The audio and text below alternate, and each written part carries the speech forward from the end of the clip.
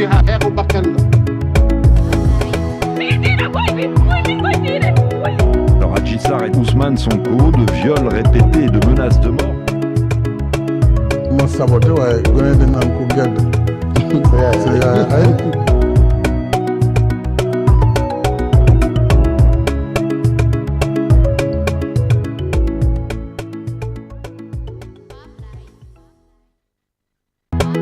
Ousmane Sonko maa ko wax gatsa gatsa rek. ku dee fii ñàkk fayda yi safara nga jëm du jiha xeexu bakkan la. Alors Adji Sarr et Ousmane Sonko de viols répétés et de menaces de mort. ma saboté waaye gone di naan ku gedd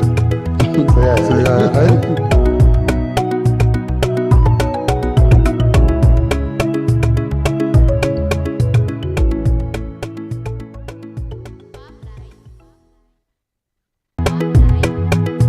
Ousmane Sonko maa ko wax gatsa gatsa rek. ku dee fii ñàkk fayda yi safara nga jëm du jiha xeexu bakkan la. Alors Adji Sarr et Ousmane Sonko de viols répétés et de menaces de mort. ma saboté waaye gone di naan ku gedd sa yaay ay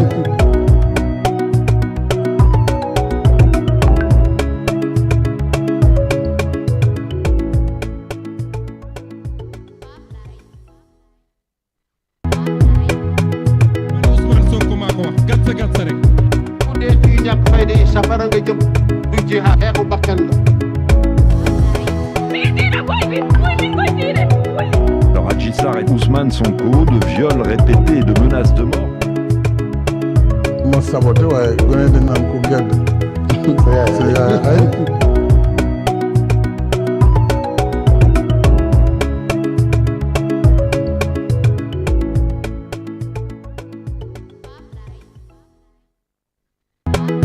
Ousmane Sonko maa ko wax gatsa gatsa rek.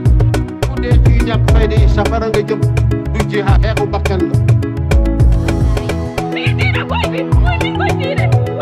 Alors Adji Sarr et Ousmane Sonko de viols répétés et de menaces de mort. ma saboté waaye gone di naan ku gedd sa yaay ay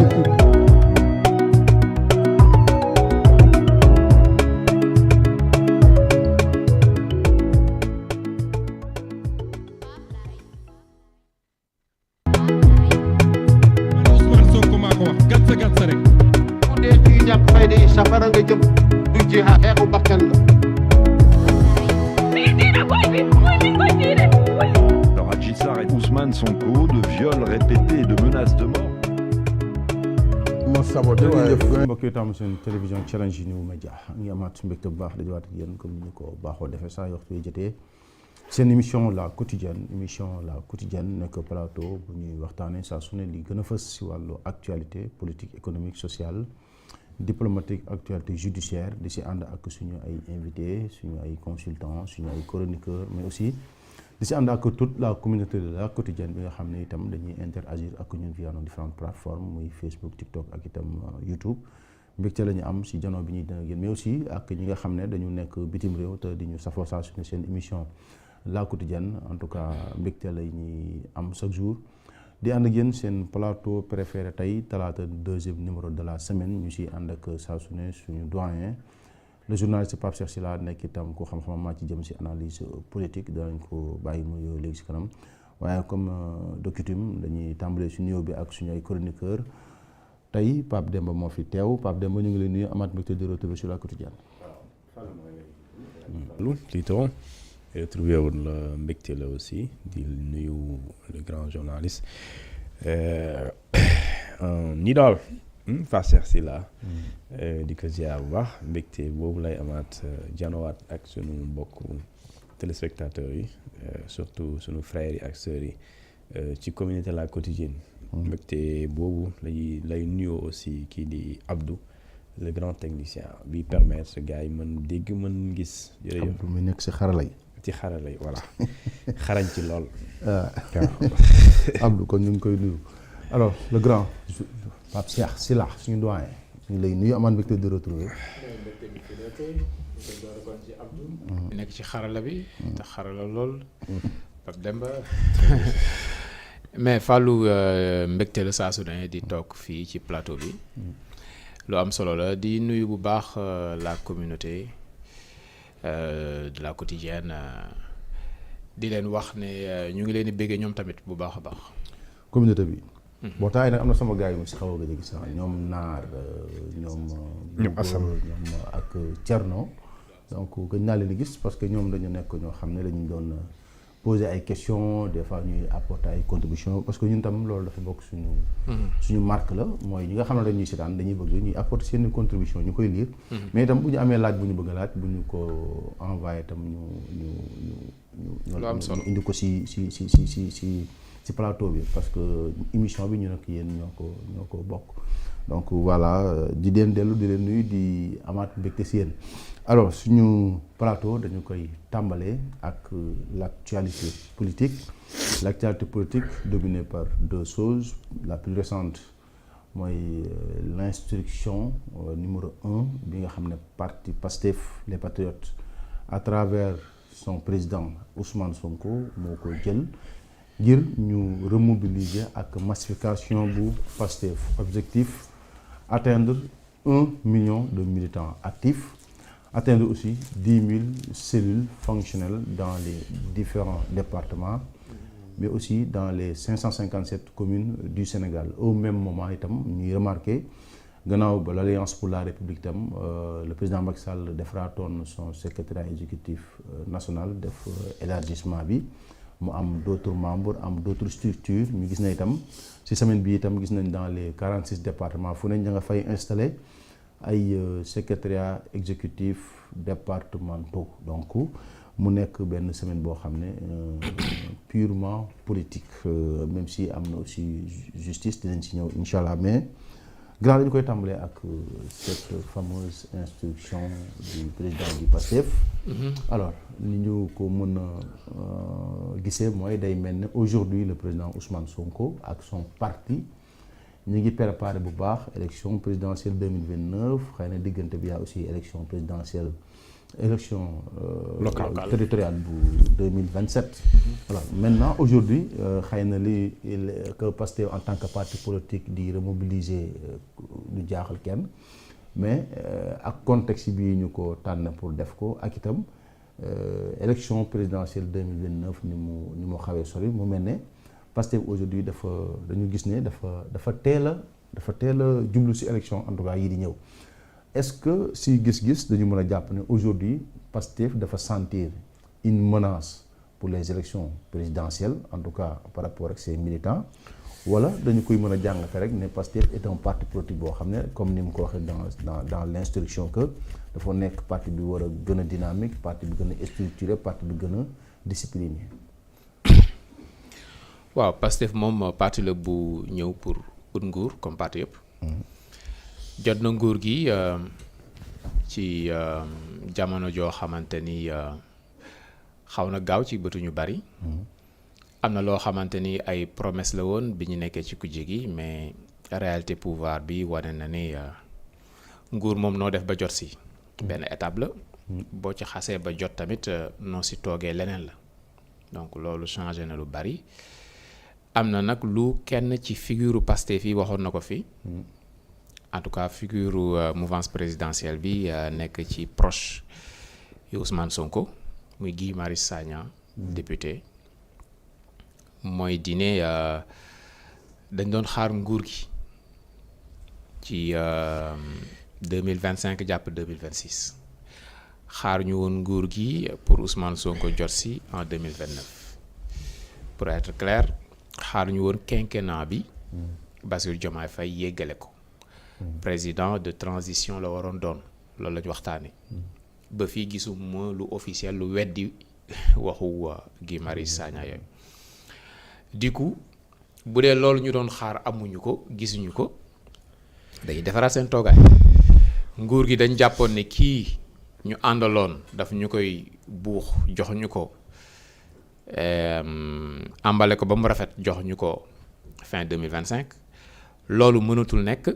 kon kii du koo xamante ni war nañ ko mën a wóolu pour 2029 on se prépare pour 2029 on met tous les atouts de notre côté ba nga xam duñu am benn surprise force bi nga xamante ni moom moo ñu distingué moom moo ñu valoir suñu au fait d'armes yëpp ci wàllu politique ça reste l'appareil Pastef nañ ko dooleel dès à présent wane suñu doole wane fu ñu féete xamal na nit ñi ñu ngi dëgmal élection majeure yi di ñëw muy locales yi muy législative yi buñ ko anticiper muy présidentielle bi voilà ci loolu la Pastef nekk jamono ci ok d'accord mais nekkul lu teel lu teel si réew moo xam ne dañu nekk si situation économique bu difficile nga xam ne même le premier ministre on a entendu plusieurs fois dire que aujourd'hui li ñu tal mooy waxu dindi régler situation bi ñu fi fekk même le président on apprend à travers certains intermédiaires que bi ñu ko interpellé sur sa candidature peut-être wala potentielle candidature en 2029 sa réponse était da xawma ndax dinaa ko fekk wala déet. waaw teel na moom teel na mais du guléet tamit Sénégal politique nii la mës a demee teel na d'autant plus que Pastef daf ñu digoon leneen leader am yàgg na di wax ñëpp di dégg mu ne moom xalaatul prochaine élection bii di ñëw élection bi ñuy dëgmal mais li nga xamante ni mooy souci principal mooy génération bii di ñëw voilà loolu nag wuute na tey ak ni nga xamante ni noonu lay doxalee deful tamit lu bees nii la fi ñëpp doxalee nii la Abdoulaye Wade doxalee ba toog fii fukki at ak ñaar ci bopp nguur gi nii la fi Macky Sall ak APR doxalee ba toog fii fukki at ak ñaar ci bopp nguur gi voilà moom mu ngi ci dynamique boobu boo xoolee fi mu nekk nii politique bu tar la ñuy dund Pastef mu ngi yëngatu lu mën am na coalition Diomaye président boo xamante ne mu ngi wane yenn saay bopp bi yenn saay mu daw laqatu lu timide la doo xam ba xam ñoom ñeme nañ dëggantaan li ñuy def wala déet APR tamit mu ngi yëngatu mu ngi defar ay basam et puis mu ngi judduwaat boo xamante ni sax boo ko xoolee dalay bett ci proportion yi mu toll ci koo xamante ni fraîchement la ñàkk nguur gi donc du lu bees boo dee xool bi ñu defee alternance 2000 après 2002 rek ci la affaire yi takkarnaase ba 2007 bi 2012 amee tamit voilà après coalition yeeg yooyu ci la takkarnaase dem c'est la même chose Okay. donc politique yi fi nekk mooy ñi ko wax mooy ñi ko waxul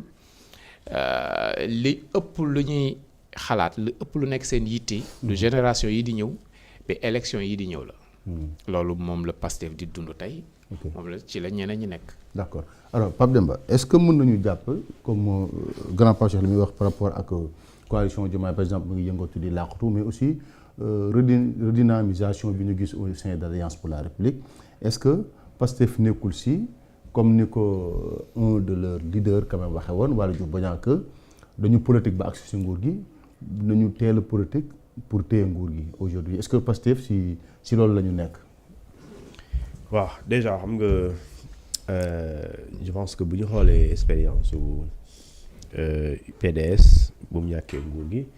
ak PS aussi bu ñu ñàkkee seen nguur da ngay gis ne effectivement APR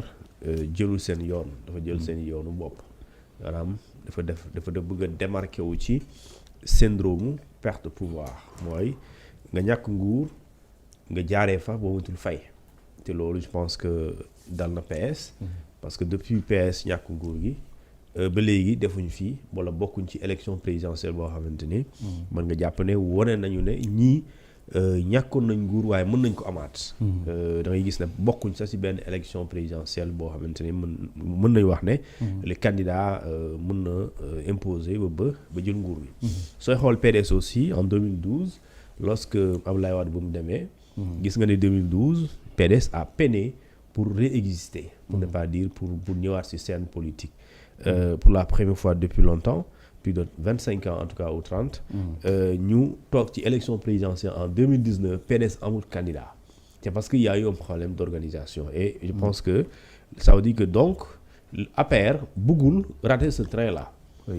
parce que jamono ji may wax ak yow comme ni nga ko waxee sànq APR dafa installer le secrétariat exécutif national ñu tuddee ko le SEN installer ko ba pare installer lu ñu tuddee nekk di installer d'ailleurs jamono ji ma wax ak yow le samedi il y aura plusieurs installations muy installer les secrétariats exécutifs départementaux. Le 20 à Nioro, il y aura une installation déjà. Donc pour dire que ñoom ñu ngi préparer les prochaines joutes électorales, en commençant par bi am 2027, mais aussi pour la présidentielle de 2019. léegi nag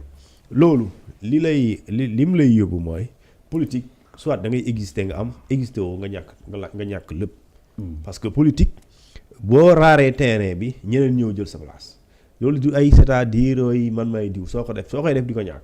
léegi nag parce que su comprendre loolu et l'objectif quand on dit on veut installer 10 000 cellules, c'est-à-dire qu'en moyenne c'est chaque cellule 100 personnes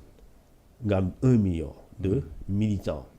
identifiés clairement mais aussi actifs ñoo xamante ni ñooñu da ngay xam ñii ci yow la ñu bokk. Parce que Sénégal sooy xool la population électorale mais dañ naan wéy fichier électoral bi nous avons 8 millions d'électeurs mais ñiy voté motuñu 8 millions donc c'est environ 7 6 et cetera lañuy gis ne waaw ñii ñoo voté léegi parmi ñoo ñu voté ki ñu wax ne moom moo gagné il n'a même pas 3 millions d'électeurs et parmi ces 3 millions d'électeurs il y a et des sympathisants et des militants donc da ngay gis ne donc soo amee lu ñu tuddee une garantie que 1 million de militants si yow la ñu bokk nga am garantie bi kon loo ci dolli mën na la dimbale pour nga gagner. léegi nag su boobaa loolu aussi politique c'est de bonne guerre te APR gëm naa ne lu mu nekk di def mooy fexe ba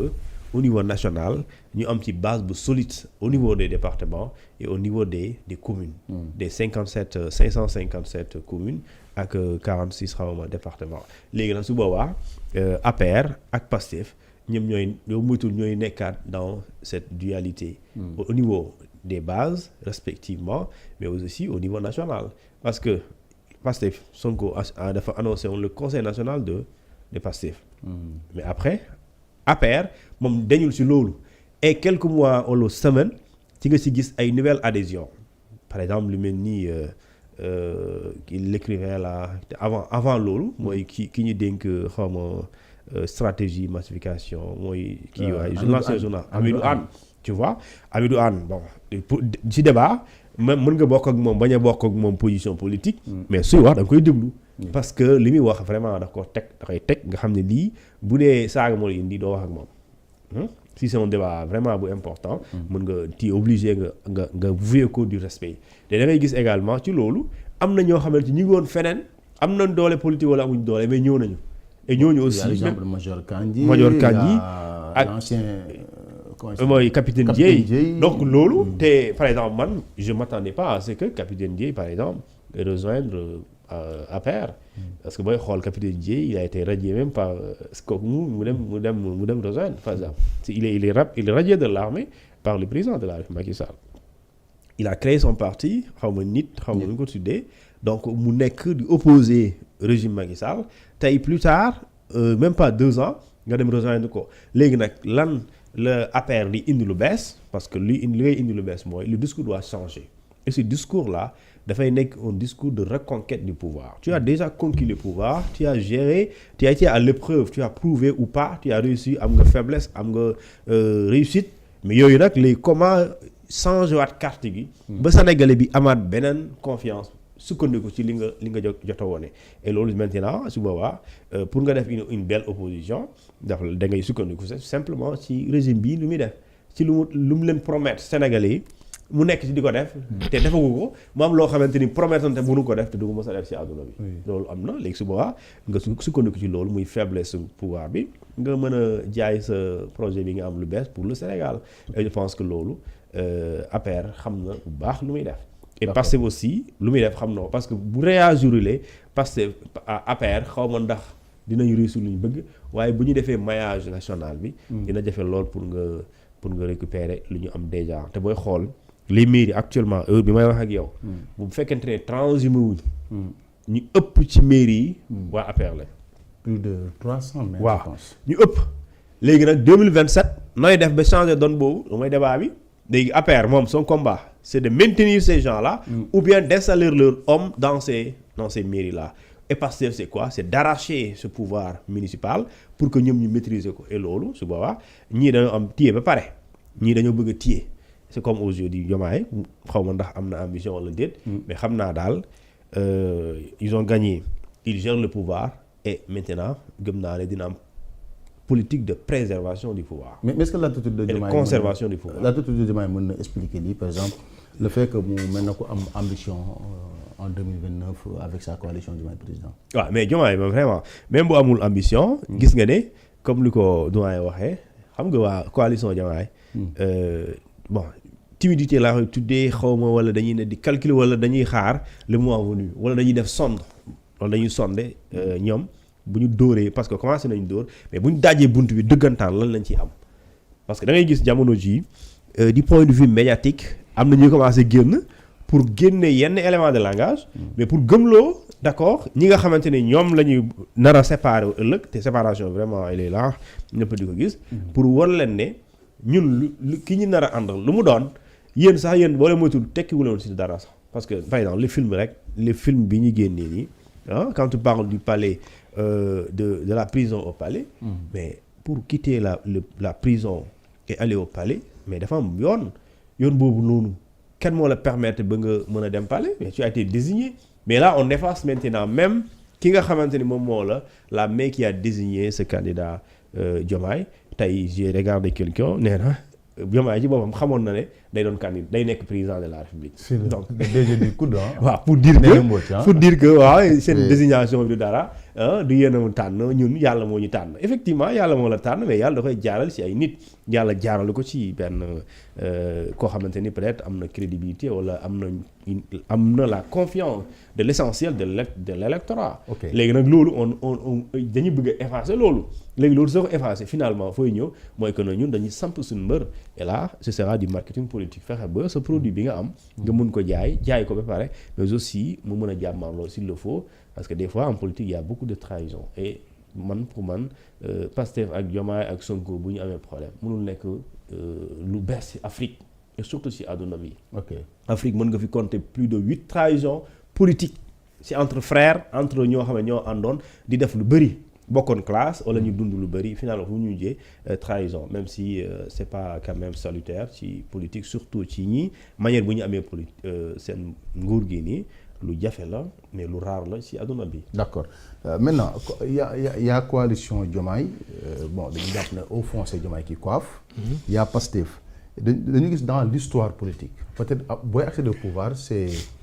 le coefficient personnel de la personne presque qui compte mais boo xasee ba accéder au pouvoir. D'habitude les postes de nomination yi ngay def après ñooy liggéey am base nga xam ne président de la République bi day mën a compter sur ses hommes pour après mën a reconquérir le pouvoir. Mais au sein de Pastef aujourd'hui celui qui détient le décret c'est le président aujourd'hui dafa am beneen coalition Ousmane Sonko àggugul fi mu jëm parce que président la bëgg a nekk est-ce que aujourd'hui si li ma bëgg a laaj mooy Ousmane Sonko est-ce que dafay def ni mu daan def mooy compter uniquement sur son coefficient personnel pour aller wuti ay militants comme 1 million wala Ousmane Sonko dafa war a compter sur les responsables de Pastef qui sont nommés pour atteindre 1 million et dooleel ñooñu aussi est-ce que amul risque bu ëllëgee s'il y a quoi que mook Diomaye parce que ñooñu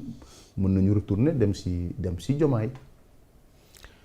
bon risque bi si Diomaye la gën a féete risque bi si Diomaye la gën a féete. waaw parce que bu ko bàyyee mu ngi ci biir. mu ngi occuper poste de premier ministre. ba pare di def politique am. au vu su de tout le monde. di massifier partem di préparer boppam en tant que candidat. mais day am avance. ci Diomaye. léegi loolu mënoo jékki-jékki rek nga ne ko non arrêtel léegi man maay nekk candidat bi. day fekk béywee mbuus day fekk mu taxaw li mu war a taxawal day fekk mu structurer partem préparer ay cadres ñi nga xamante ni ñëpp décret bi voilà Diomaye moo ko signé mais dafay dem ci scarcelle bu Ousmane Sonko bu Pastef et moo tax cheminement bi ñoom ñaar muy wure bi nga xamante ni moom lañ nekk di def ni lu mu gën a gudd lu mu gën a yàgg Diomaye moo siy perte bu dee moom bu xëyee suba di brosu taxaw ci kanamu seetoom di brosu ci xelam dafa jàpp ne man fii nii palais bi war naa fi toog pour 10 ans na samp boppam léegi mais lu muy gën a yéex lu mu koy gën a yéex a def ki nga xamante ni mooy principal opposant am bu donte dañoo bokk mouvance di gën a am doole ci wetam di gën a waajal boppam di gën a teg ay stratégie Ousmane Sonko boo écarté 2025 bokkul ak boo xamante ni moom moo la provoqué génn 2028 wala 2027 bokkul boobaa fekk na ay tentaculum def na ko fépp fu mu ko bëgg a def taxawal na stratégie am ay ñi nga xamante ñooy ay lieutenant moom dëgër nañ suur nañ am nañ les moyens de leur mission ku si nekk di nga mën a song ab présidentielle te ab présidentielle ñoom def nañ ci 2019 def nañ ko ci lañ gënoon néew doole def 2024 kon xam nañ lan mooy présidentielle au Sénégal xam nañ lan la laaj pour remporter ko xam nañ yoon bi buñ ci boolee nag toog ci nguur yore gouvernement yore ay ministre yore ay directeur yore ay PCA yore ay militants yoo xamante ni am nañ as tuut bu ñu leen mën a entretenir am ñoo xamante ni ñoo leen wutal liggéey mosuñu ko am ñoo xam bu tabaski jotee ñoo leen koy lijjantil yore social bu ñu mën a def ci biir parti bi mais quand même doole jooju bu ñu ko amee te mosuñu ko am qui peut le moins peut le plus wala qui peut le plus peut le moins qui peut donc fi mu nekk nii ça dépend ça demande beaucoup de courage fi mu nekk nii mouvement yi dina bari di nga gis ay individualités yu génn pour positionner wu créer seeni mouvement pour xool fan la ñuy jëm ñoom tamit biir mouvance présidentielle bi Sonko moom nëbbootuwul mu ngi ci agenda am 2029 la jëm Diomaye moo leeragul moo sampoogul mais lu mu gën a yéex muy gën a nekk ci désavantage am bu fekkee dafa am ambition bien sûr bu fekkee dafa am bu dee nag amul ambition dañ ko koy tuumaal rek amul benn problème mu bàyyi Sonko déroulé ba moment boo xamante ni majorité bi bëgg nañ seen candidat ñoom ñëpp ñu taxaw ci ginnaaw Sonko ñu yóbbu ko bu dee mën nañ ko parce que nag majorité bu ñu amee benn candidat bu dee divisé wu bu ñu dem ci présidentielle ci réew yu mel ni Sénégal au minimum jàppal ne am nañ 35%. bu ñuy démarrer sans ñu campagne sans dara. boo jëlee ñi nga xamante ni changé nañ seen life utal nañ leen poste ñu liggéey kër googu moom ñooñu lañ bokk. te ñoom ñoo ko fi am ñoom ñoo yore décret yi ñoom ñoo yore poste yi. boole kook seen militants yi ñu indaale si nguur gi. boole kook militants yi ñëw pour bokk ci seen nguur loolu lépp boo ci dindee benn yi nga xamante ni lañ fa doon xaar. fekkul leen fa ñu mer daal di gàddu seeni bagage dem au minimum ñu ngi ak 35% kon premier tour ñoom ñooy raw bu dee am na second tour ñu dem wuti li nga xamante ni moom moo des voilà langue yi ubbeeku na lu ñuy gën di dem muy gën di feeñ donc Sonko moom jëwam leer na jarul kii yu bari Diomaye moom moo desee leeragum APR ñu ngi jéem a structuré wu. et ñu ngi def ay avancées yu am solo. bul fàtte ñeneen ñi Amadou Ba du toog noonu rek. niveau responsabilité. ñoom du ñu génn doo génn ci ab présidentielle yow yaa jël deuxième position toog bàyyi noonu loolu xel xalaatu ko. ñoom tamit dinañ organiser wu. est-ce que day dem nekk ay entités yoo xamante ni après dañuy dajaloo ay grands ensemble. Bon, il y a la FDR, hein, ils se regroupent au sein du Front de la Parce défense que, de la démocratie et de la ku mel ne Talla Sylla ak Moustapha Diakhaté ay nit lañ yoo xamante ni ok mën nañu bañ a nekk ay roi mais mën nañ participer lu bari ci defar ay roi parce que xam nañ yoon bi xam nañ nu ñu politiquer xam nañ Sénégal am nañ vécu bi am nañ background bi ñooñu bu ñu dajaloo toog ak ñi nga xamante ni jàpp nañ ni ñii bu ñu leen indi seen force ñu conjugué ko dinañ am dara ñooñu mën nañ teg benn offre politique boo xamante ni mën na changer la donne. Okay. parce que fi mu nekk nii ba léegi waxaguñ ci wax offre politique yi waxu ok kii moo xew kii moo am buzz kii moo fan kii laa topp ma kii foofu lañ yem mais à un moment le débat va s'élever. mais forcément est-ce que dana am pour Pastef nga xam ne li ñu jaayoon comme offre politique c'est le projet def nañ fi livre solution mais le projet si ëpp en tout cas ay wax la bi ñuy dem élection présidentielle lañu gis benn livre projet mais est-ce que dana yombal si par exemple si Ousmane Sonko que mu ñëwaat di wax projet tegut lu leer un programme boo xam ne dañu naan lii c'est un programme ñu ne Ousmane Sonko fii la bëgg a jëme Sénégal fii la ko bëgg a yóbbu lu bokkut ak livre comme ay livre solution yooyu. non seen discours leer na seen discours mooy ñun xeex nañ ba jot nguur gi. mais li ñu jàppoon ne moom la ñu war a defal sénégalais yi. liñ fi fekk dafa yéeme dafa jéggi dayoo Sénégal dafa suuxoon léegi Sénégal la ñuy réparer ba pare. door a commencer liggéey loolu discours bi bépp nit boo xamante ni teg nañ ko ci poste de responsabilité. su ñëwee suy wax li muy wax mooy yàqu-yàqu yam fa fekk. maa ngi rek seetaan tey si suba dama ci yam benn émission bu directeur bu Sonacos def. émission bi seetaan naa ci ay 20 minutes. fekk dama waroon génn mais li ma seetaan yëpp gouffre bu mu fekk Sonacos ci lay wax. ok lu wax. société bi toog na 2 ans doxul. machine yi dañoo mujj xuur ñun machine yi nan la ñuy def ba taalaat leen nan la ñuy def ba mën a jëndaat gerte yi nan la ñuy def ba Sonacos tur rek lañ fa fekk mais fekk ñu fa usine loolu mooy discours bi ci émission bi yëpp. ok wax déglu guma ko benn yoon mu wax moom lan mooy plan d'action lan la réaliser gum ci 2 ans yi fan la jëmee Sonacos naka la ñuy def ak suñu gerte gi li ma déglu si xëy na ci fin ba mu wax ko même discours ngay dégg ci ki nga xam moo yore ay AIBD. moom discours ngay dégg ca waa APIX moom ngi discours ngay dégg fépp même discours ngay dégg ci premier ministre bi même discours ci président bi. li ñu fi fekk 4e sous-sol lañ fekk réew mi li ñu fi fekk dafa jéggi dayoo ñun dañoo nekk ay jàmbaar nag bu ñuul lañ ñu jox lu ngeen ci am ci soow jël leen maintenant discours boobu bu jàllee. offre politique la déjà il faut opposition fexe déconstruire loolu. est-ce que dana yombati itam mu jàll c'est-à-dire aux yeux des Sénégalais ñu ne jox nañ la nguur pendant 2 ans nga ñëw waxoo lii laa def lii laa ko dindee lu dul lii laa fi fekk li ma leen digoon mënu ma ko def parce que nangam Sénégalais yi mën nañ ne bi ñu lay fal dañ la fal pour que nga fekk fi ay yàq-yàq jubbanti ko ah. waaw mais bul fàtte ne tamit ci base bi ñu leen falee mooy. yéen Sénégalais lu tax ngeen nekk ci précarité lu tax ngeen sonn. lu tax bu ngeen feebaree du ngeen faju lu tax seen doom duñ jàng bu wér. lu tax école bi doxul lu tax dara doxul ci réew mi. mooy réew mi du dafa ndóol du dafa ñàkk mais ñi ko jiite ñoom ñooy ñoo xamante ni ñooy muuc seen deret yi ñooy sàcc seen alal mais alal am na fi bés bu ngeen leen poussé ñu ñëw rek alal jooju ñu sàcc bu ñu ko indee ngeen daal di féex loolu bokk na ci li dugg ci bopp ñu bari ci jeunesse bi ba bi ñuy fal Pastef dañ jàppoon ne mais mamel bii day mujj nekk diamant wala or à la limite bu ñu leen falee rek dañuy basculer beneen réew la ñuy dund. léegi loolu même discours ba bu ñu ñëwee ne ok d'accord li ñu leen digoon des na mais c'est que ni ñu jàppee woon ne affaire noonu la compliqué weesu na ko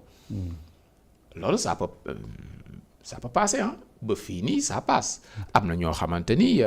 dañ leen sax préparer ne leen ok premier mandat bi du pour ay performance économique pour joyanti la joxaat leen ñu 3 ans buñ la joxaatee 3 ans mooy nañ la joxaat beneen mandat léegi discours boobu attention discours la boo xamante ñu ngi koy construire ñoom ñëpp ci d'accord même élément de langage yi la bépp responsable buy wax ci mouvance présidentielle bi noonu lay waxee maintenant lan la opposition bi di indi pour déconstruire loolu gis naa opposition bi yenn saa yi mu fépp ne non waa ji leen jooy non quand même jox nañ leen mbir mi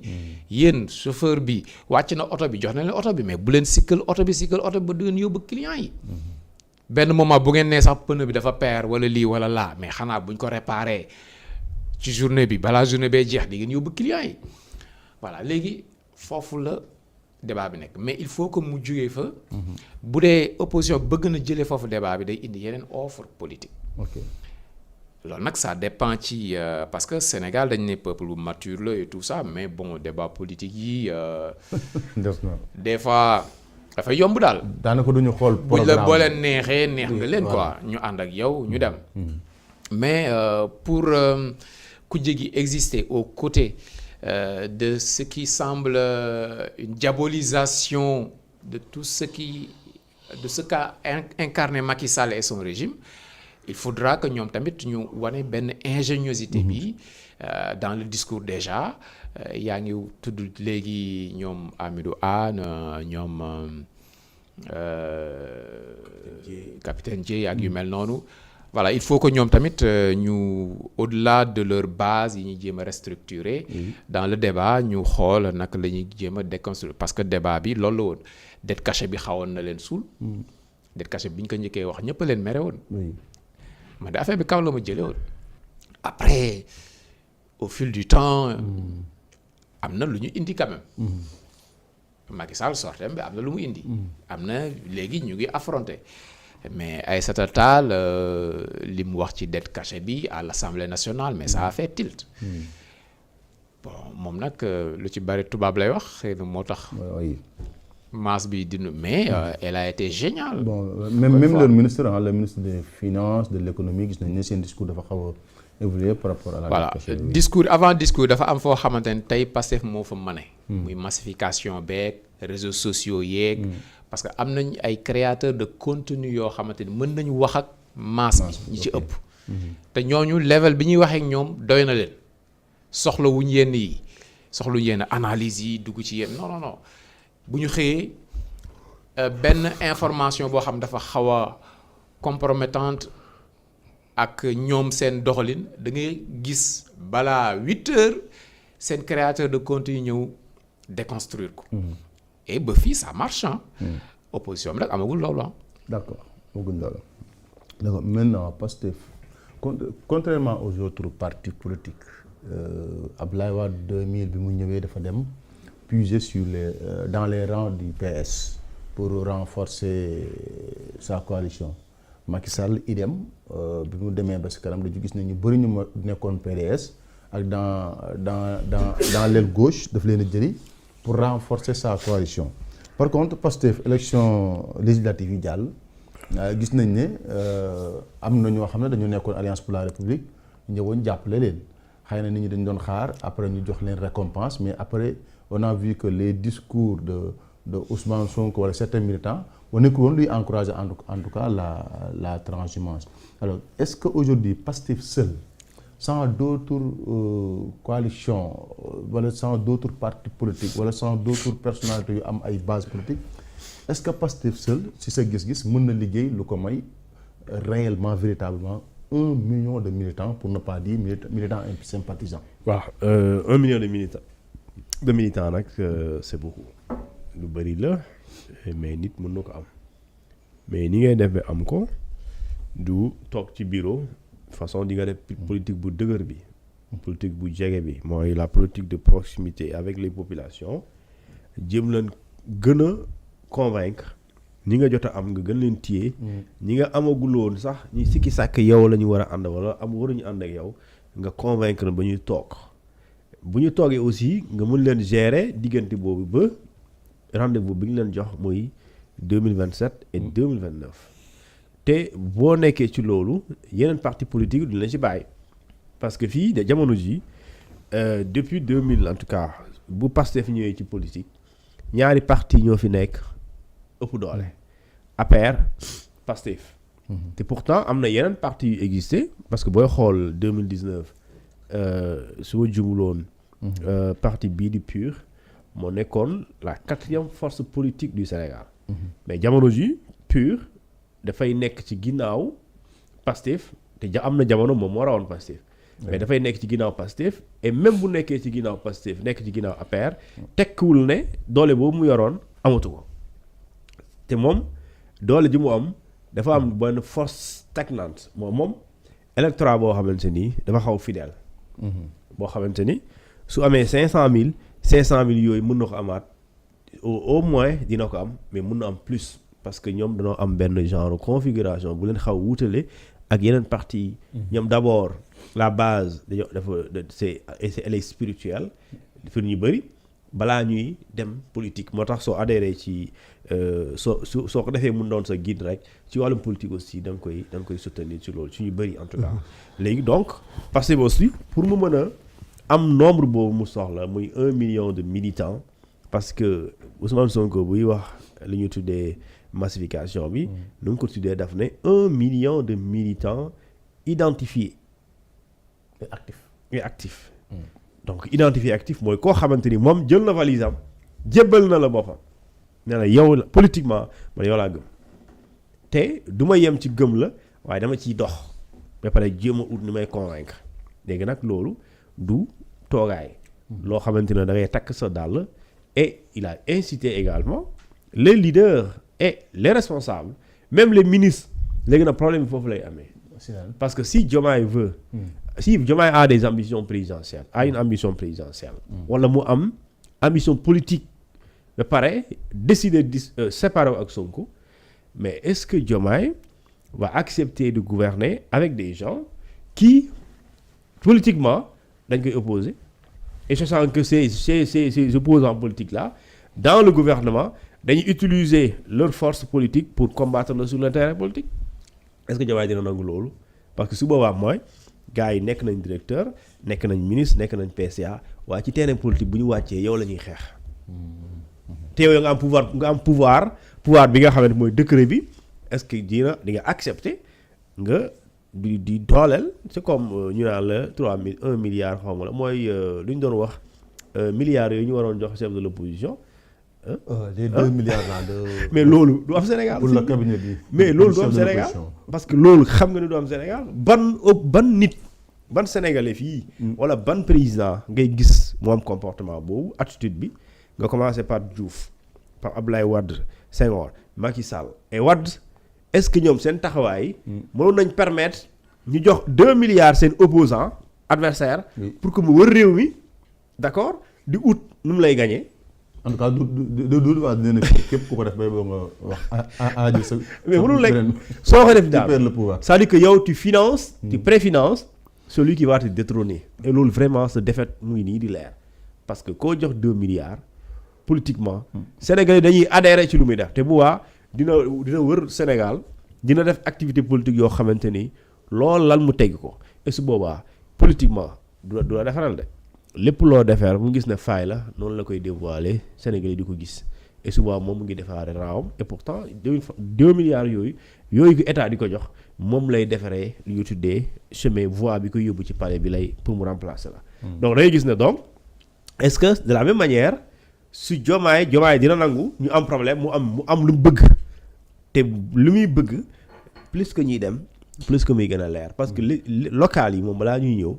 dinañ xam concrètement Diomaye il veut créer autour de lui au-delà de la coalition mais que dafa bëgg am des hommes et des femmes yoo xamante ni mën nañ leen tuddee des hommes et des femmes de Diomaye politiquement bon ñoo xamante ni ñii Diomaye lañu gëm Diomaye lañu bëgg a soutenir et loolu bu naree am da ngay gis ne li Pastef di bëggee mairie yi noonu la ñu bëggee mairie yi et su boobaa nag politiquement gouvernement yi moom su boobaa wala régime bi dina am mais forcément dina am problème parce que su boobaa mënoo di nommer di jox doole koo xamante ni su wàccee politiquement yow lay. sa adversaire politique la sa adversaire politique la et loolu c'est d'ailleurs c'est incohérent d'ailleurs dafa mënul nekk.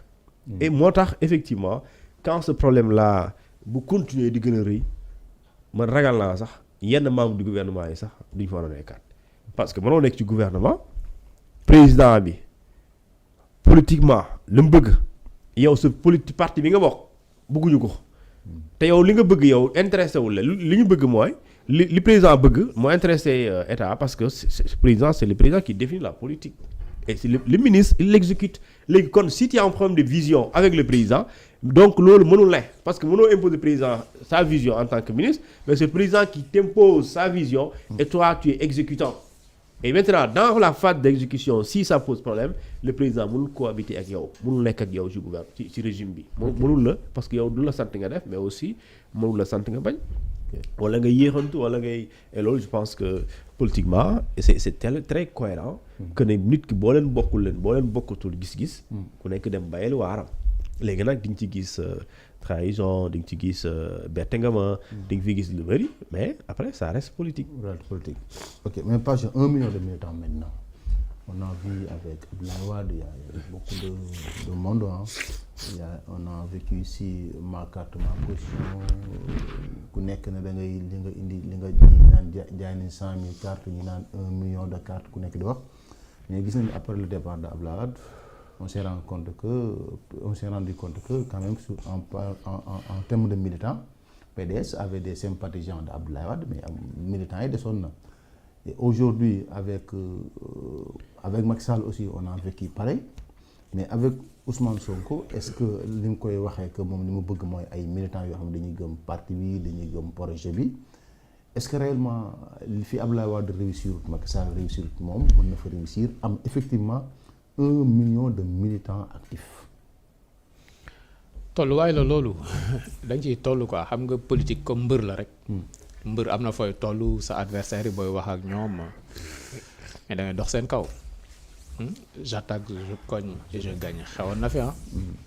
mujj gi boo ko songee moom day arrière. mujj gi mu tekk ngembam 2 secondes laa la may amoon na fi 2 minutes amoon na fi mujj gi voilà.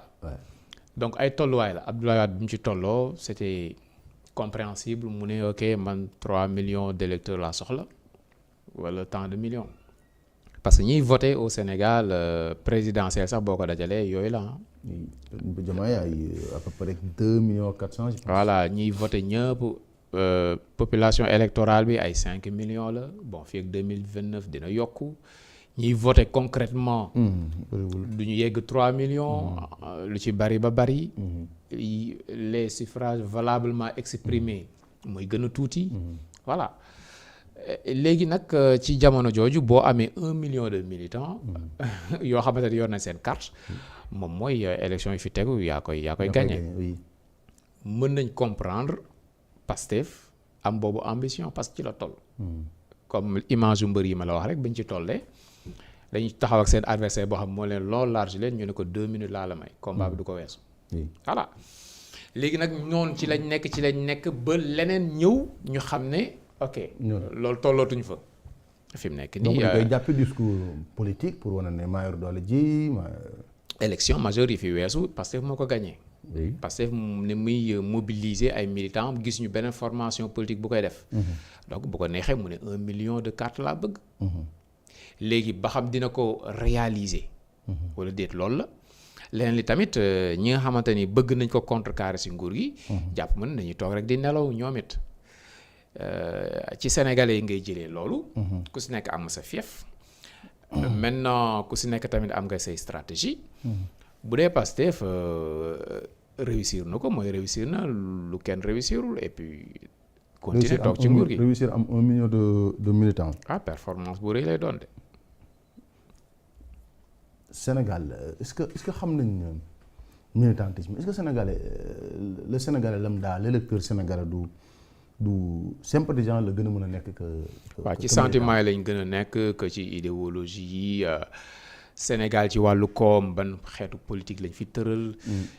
promesse électorale yi lan lañ ci tenir luñ ci tenirul man politique bii di dox lan laa siy gis man. sama doom fii ak 10 ans bu tegee fukki at ci ay atam ban Sénégal lay dund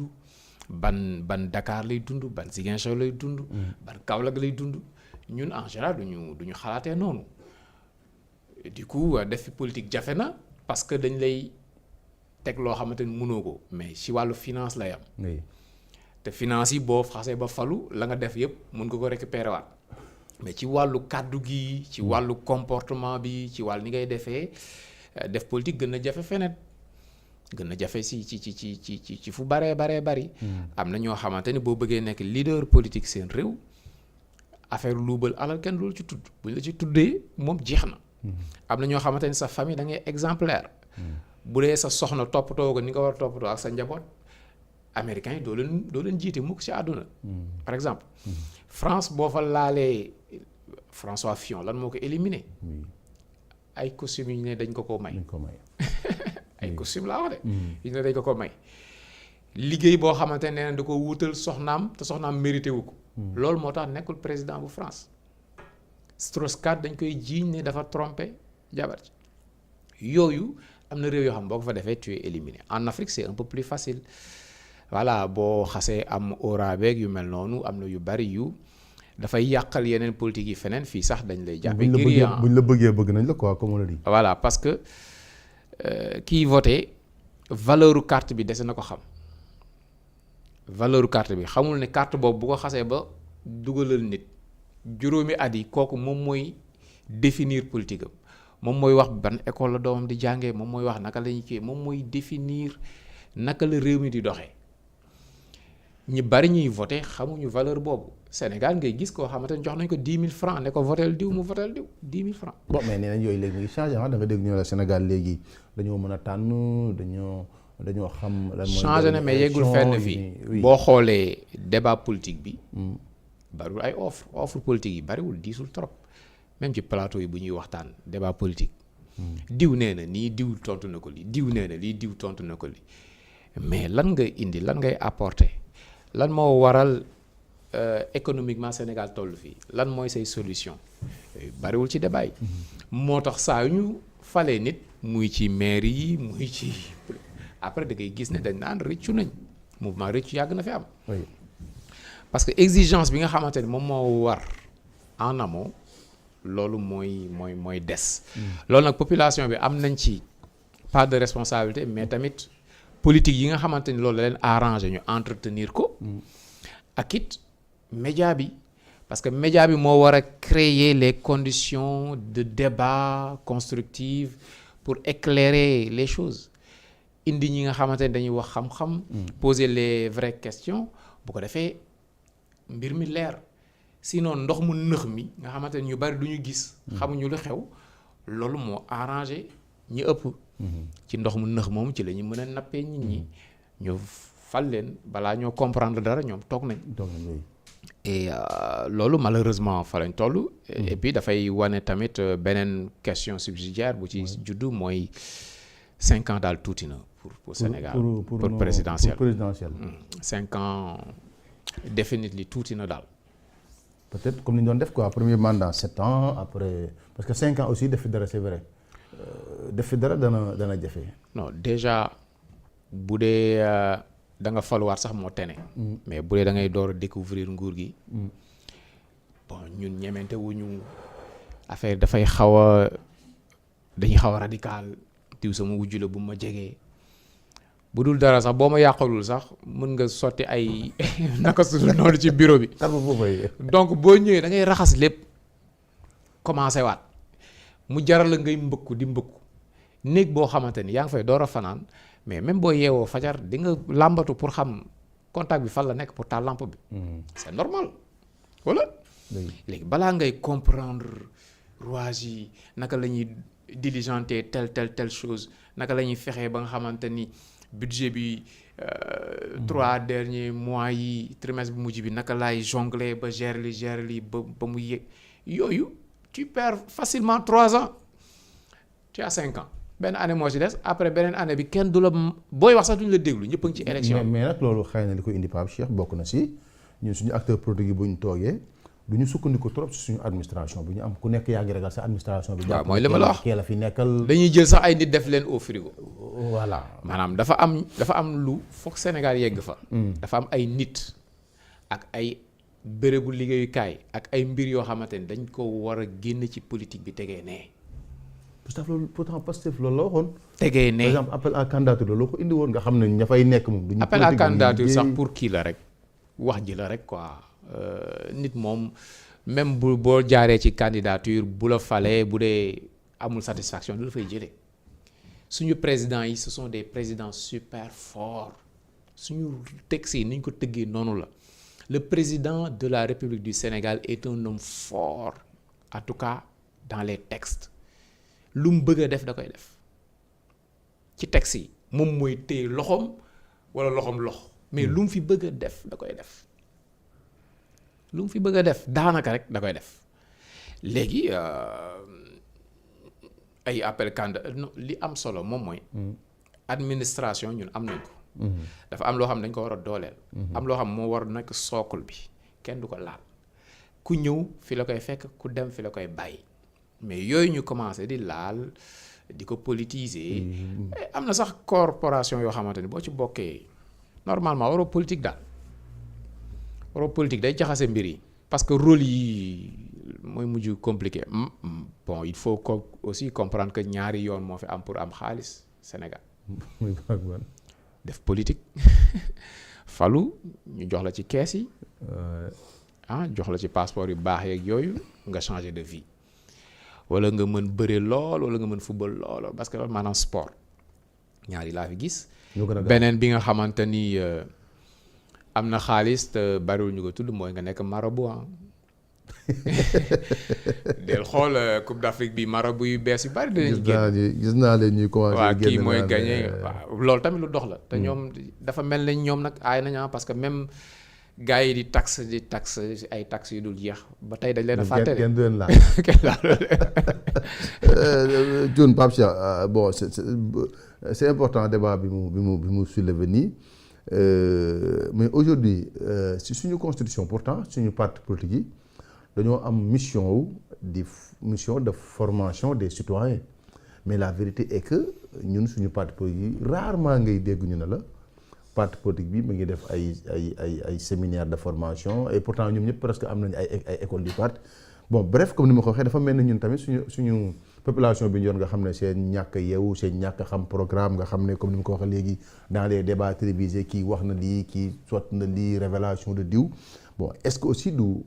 médias yi am nañ ci wàll mais surtout les partis politiques et les acteurs politiques aujourd'hui dañuy bëgg rek ay militants mais bëgguñu militants yoo xam ne dañuy xam li xew li yeewu di wax ci ay programme le militant bu éveillé dafay exigeant et le peuple sénégalais d'ailleurs sooy arriéré ci ginnaaw ak tey day gis ne nous avons un peuple plus exigeant que par le passé léegi nag loolu li tax mu am ko mooy dafa am lu ñu tuddee un esprit éclairé li tax mooy dafa am loo xamante ni mën nga ko nëbb ci at mais tey mënoo ko nëbb parce que jamono moo toll foofu léegi nag tey li nga wax sànq mooy parti politique yi constitution moo leen sas yéen ngeen dox ci lépp luy jëmal démocratie d'accord tey moom sama soj bi daa def ma solo am lu changé ma voilà soj quoi su ma absenté woon du wax sedd bee tax quoi sedd bi moom sedd bi la yow et puis daa fu mu jàddoon tey quoi. non dama xaw a dem fële yow dama synergie c'est ça en fait donc maa ngi jégalu donc li ma bëgg a wax sànq mooy constitution moo sas parti politique yi ñu sax ci démocratie mais aussi di former seeni militants tey soo toogee tey militant di jaawale moom di bëgg imposer président loo xamante ni c'est-à-dire que moom fàtte na ni sax wala kañ la war a doon militant ak kañ lay doon citoyen simple sénégalais c'est-à-dire que léegi loolu su fekkente ne yow jàngaluñ la lan mooy le parti un parti politique son rôle ak dooleem fan la yem ak état dooleem fan la commencé ak kañ nga mën a imposer lan nga mën a imposer ak li nga imposer fan la yem parce que tey suñ la ko jàngalul mais doo xam tey président lan moo ko wutale ak président de parti président de la république lan moo ko wutale président de parti mais boo xamul loolu ñu jàngal la les valeurs de la république yow en tant que citoyen mën nga jàpp ne tu te permets de tout faire mais comment ces temps-ci tu as vu am na ku ñu ci jàpp par exemple muy menacer le président de la république naan lii nag diw def privé rek ñu lijjanti ko c'est parce que kooku ñu teg ko bu ñu la tegee li yoon di wax c'est-à-dire que yow métit bu diis nga ci am parce que article 80 day dal sa kaw mais kooku boo ko formé woon xamal ko ne militant bi day rôle am mooy mu jàppale parti bu mu gëm wala leader am moom porte ko au pouvoir su ko porté au pouvoir kooku nga jiital ce n'est plus le président de parti c'est le président de la République de tous les Sénégalais et non le président d'une entité d'accord c'est le président de tous les Sénégalais de konk président buy décider nag il ne peut pas décider au nom d'une entité dafay décider au nom de toute la République et dans cette République là il y a ceux qui sont contre président bi buy fal di am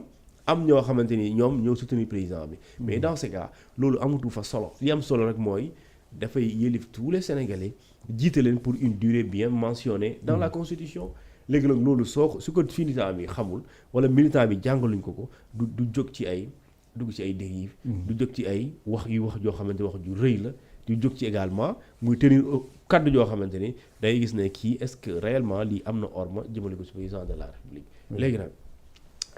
li am solo mooy bu doon lépp lu ñu bind ci texte Sénégal la ñuy appliquer moom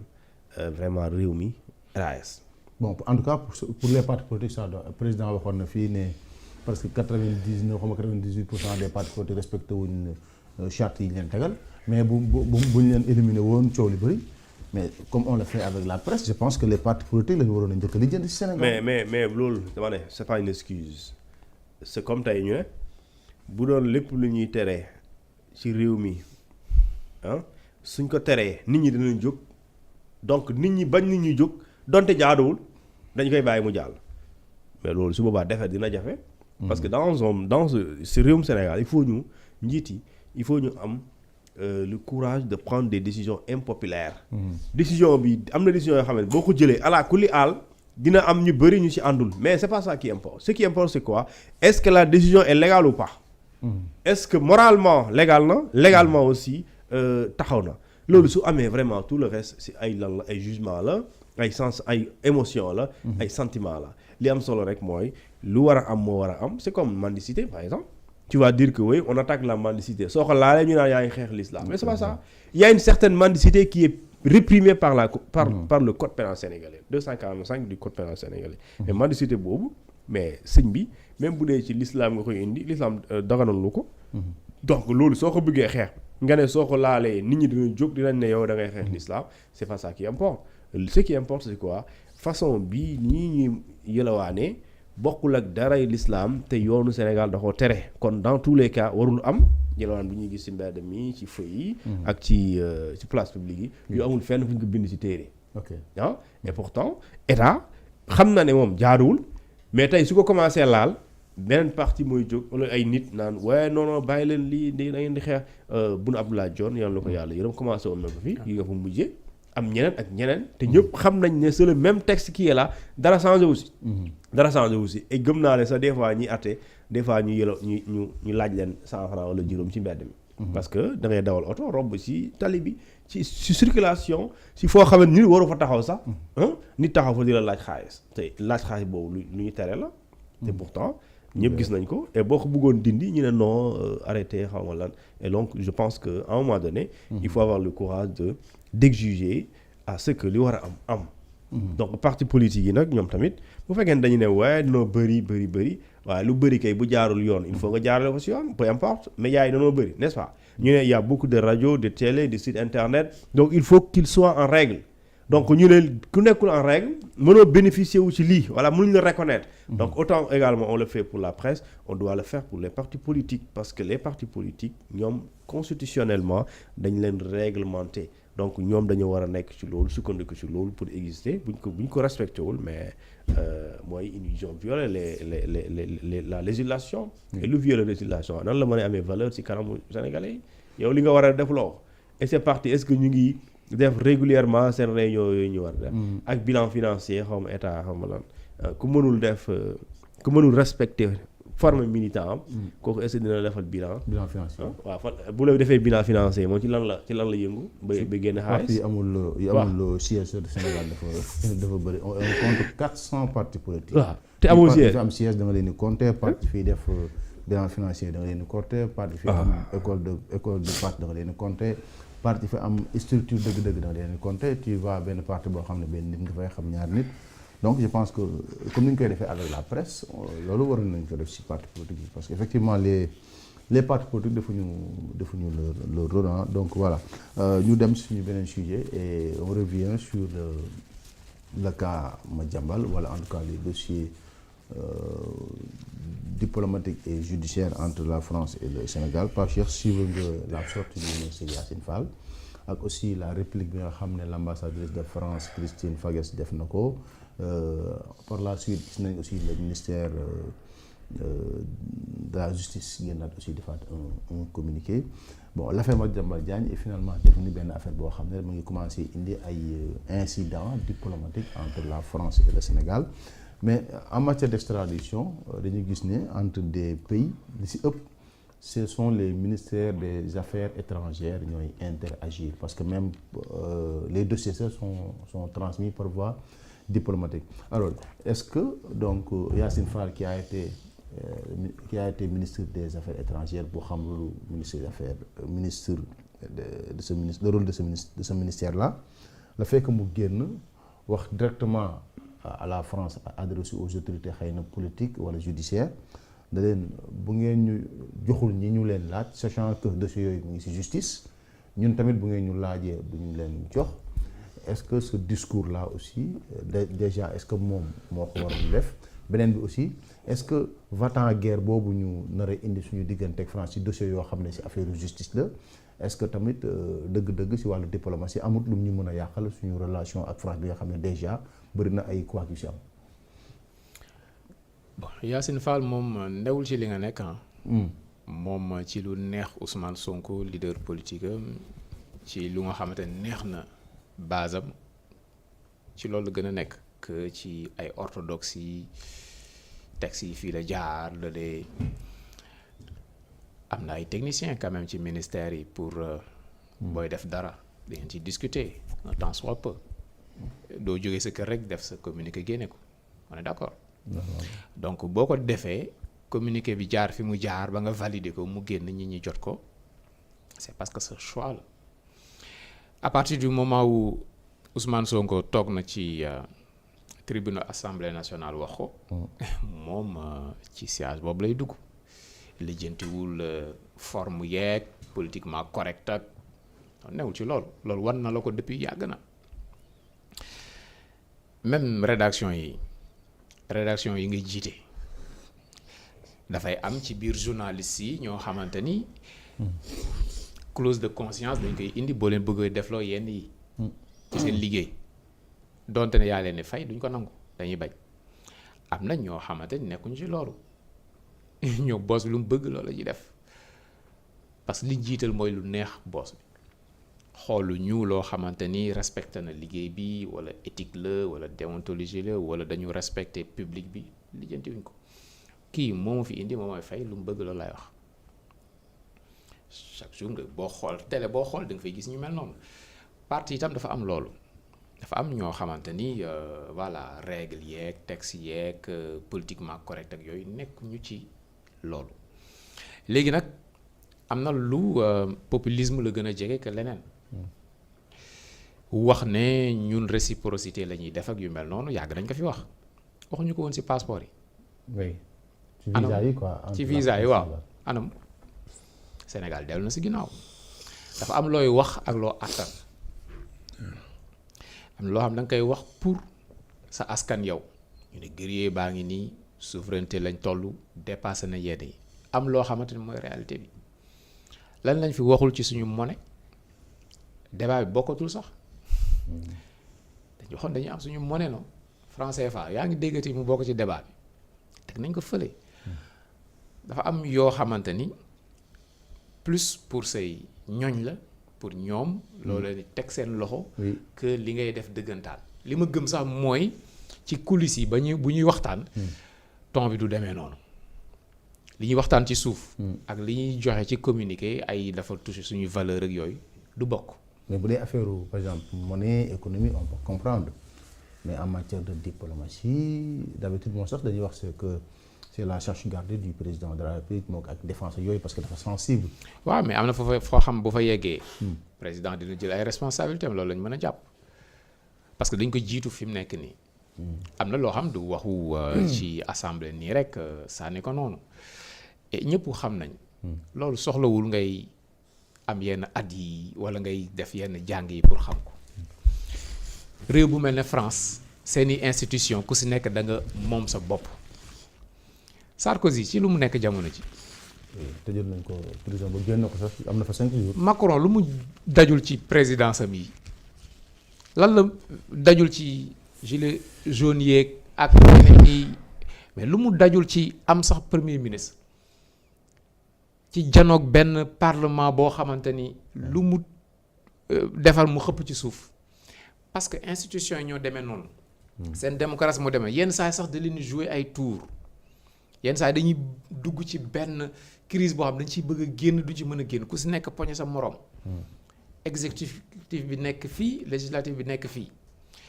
justice bu France ñëpp xam nañ ne lu nekkee ndële la ak ay juges ak nu muy doxalee boo indee benn dossier am na nu ñu koy traité presque benn leçon lañ jox sax suñu justice bi ñuy njëkk a àddu ci dossier Madiambal ne ok soxla nañ complément tel ñun nii ak nii lañ koy doxalee loolu du questionner kii sénégalais la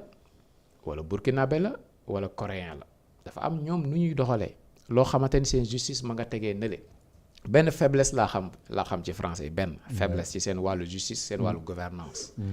mooy lépp lu jëm lu laal ab juif lépp luñ tuddee antisémitisme